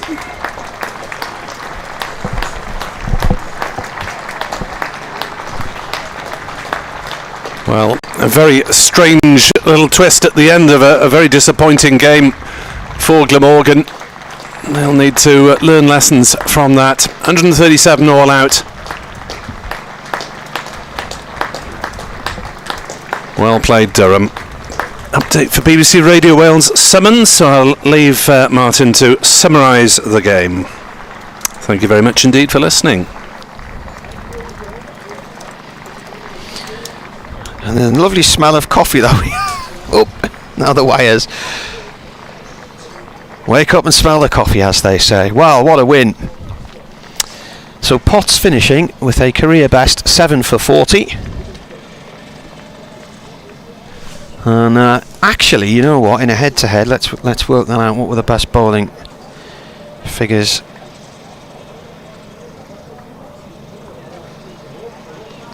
So that's the best bowling figures for Durham in a game against Glamorgan as well. Martin Saggers previously had taken 6 for 65 in a Glamorgan win in Chesley Street in 1996. And Simon Brown took 6 for 68 in a Durham win in Hartlepool in 1994.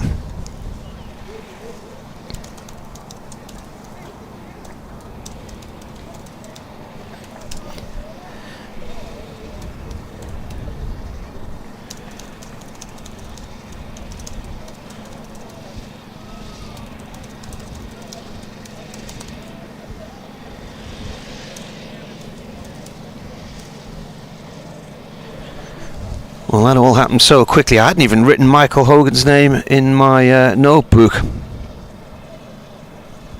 So 53.5.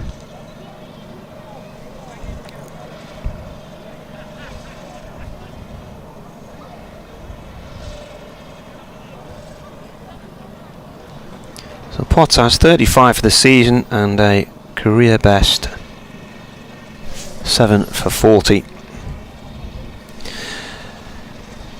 Well, yesterday morning I said the only way I could envisage a Durham win in this one, or a win basically for either side, was if Durham were able to bat out the whole match, or the whole day yesterday, to give themselves a sufficient amount of runs and time to bowl the team out for the second time, something they hadn't done this season, remember. The pitch looked fairly flattish, and then it was just after lunch yesterday when Lees and Borthwick fell closely together to the bowling of Labuschagne. Durham lost 7 for 65, and suddenly there's no prospect of them setting a target and declaring or wondering how much they need on the board, because they were out for 244 and the target was only 191. Labuschagne was in decent nick, but then he hooked that ball from Ben Rain last night, the penultimate ball of the delivery down the leg side, and got himself caught out in 31, and that just suddenly changed the nature of the match. And for the first time there were thoughts of what if. And last night when Scott came out, Scott Borthwick, he said we need to create 7 opportunities to get wickets in this game, and we believe we can do that tomorrow. And they've won just before 2 o'clock, about 5 to 2 or so when that final wicket went. But this morning Carlson went for a duck, caught behind by Ned Eckersley off Potts. That was 70 for 4. Northeast caught by Borthwick in the slips as he fell backwards and managed to hold on to it one-handed. That was off Potts. Root caught by Eckersley off the bowling of Bryden Cast for 10. A big wicket that one as well after the North East had just gone. They needed 88 by that point. Lloyd, a 16-ball duck, LBW to Matty Potts. Cook going just before lunch, caught by Ned Eckersley off Bryden Cast for 22. They were 120 for 8 at that point and 125 for 8 come lunch, needing 66 to win. Eckersley with his 5th catch of the innings, and then Potts has got Nisa and Hogan in consecutive balls just after lunch. Nisa LBW for 18, and then Hogan bowled first ball. So Durham win by 58 runs after Glamorgan had 5 penalty runs issued against them right at the end of the game. And the bowling figures for Durham: Chris Rushworth has taken none for 22 in 11 overs, 3 maidens. Matty Potts 18.5 overs, 4 maidens, a career best 7 for 40. Bryden Cast did his bit as well. He took 2 wickets in that morning session, 2 for 31 in his return from injury, 9 overs, 1 maiden. And then Ben Rain, 15 overs, no maidens, and he took that wicket last night, the big wicket of Labuschagne last night, 1 for 35. So how much has that altered things, that wicket last night, and how much did that swing the balance of power in Durham's favour? So Durham have taken 22 points from the game, which will do them the world of good. Their first win at the 6th attempt as they head down to Middlesex next week. Glamorgan finish with 7 points. And the man not out was Van der Houten again, wasn't he? Not out on 6. So twice he's been unbeaten this game, and twice he's been out there with a runner.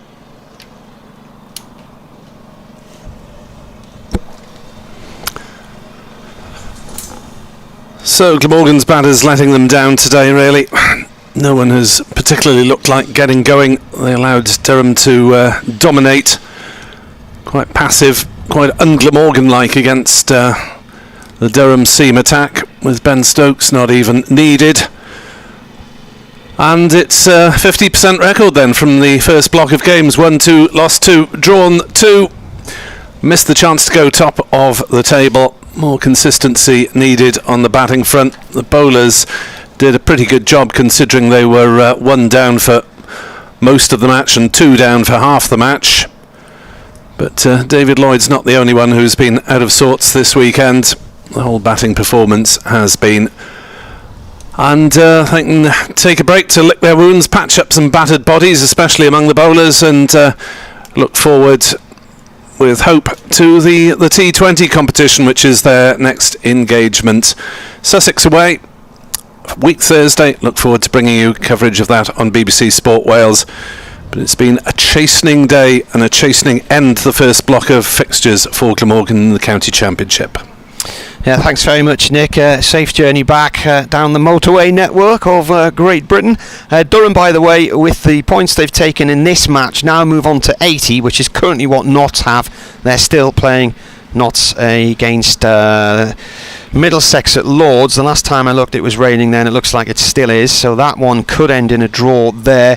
It's raining at Leicester as well. Leicestershire against Sussex, so the rain's affecting those areas. I think it was still raining in Beckenham as well. So Durham will move ahead of Derbyshire for the time being. Derbyshire are playing against Worcestershire. Worcestershire 191 for 1 in their second innings. So they are still trailing by 6 runs. So you would think that match is going to end in a draw as well. So Durham will end up on 80 points. Glamorgan on 81. And Middlesex at the moment on 85, but rounds of games to finish this afternoon. Well, that's been quite some turnaround today. Incredible stuff. And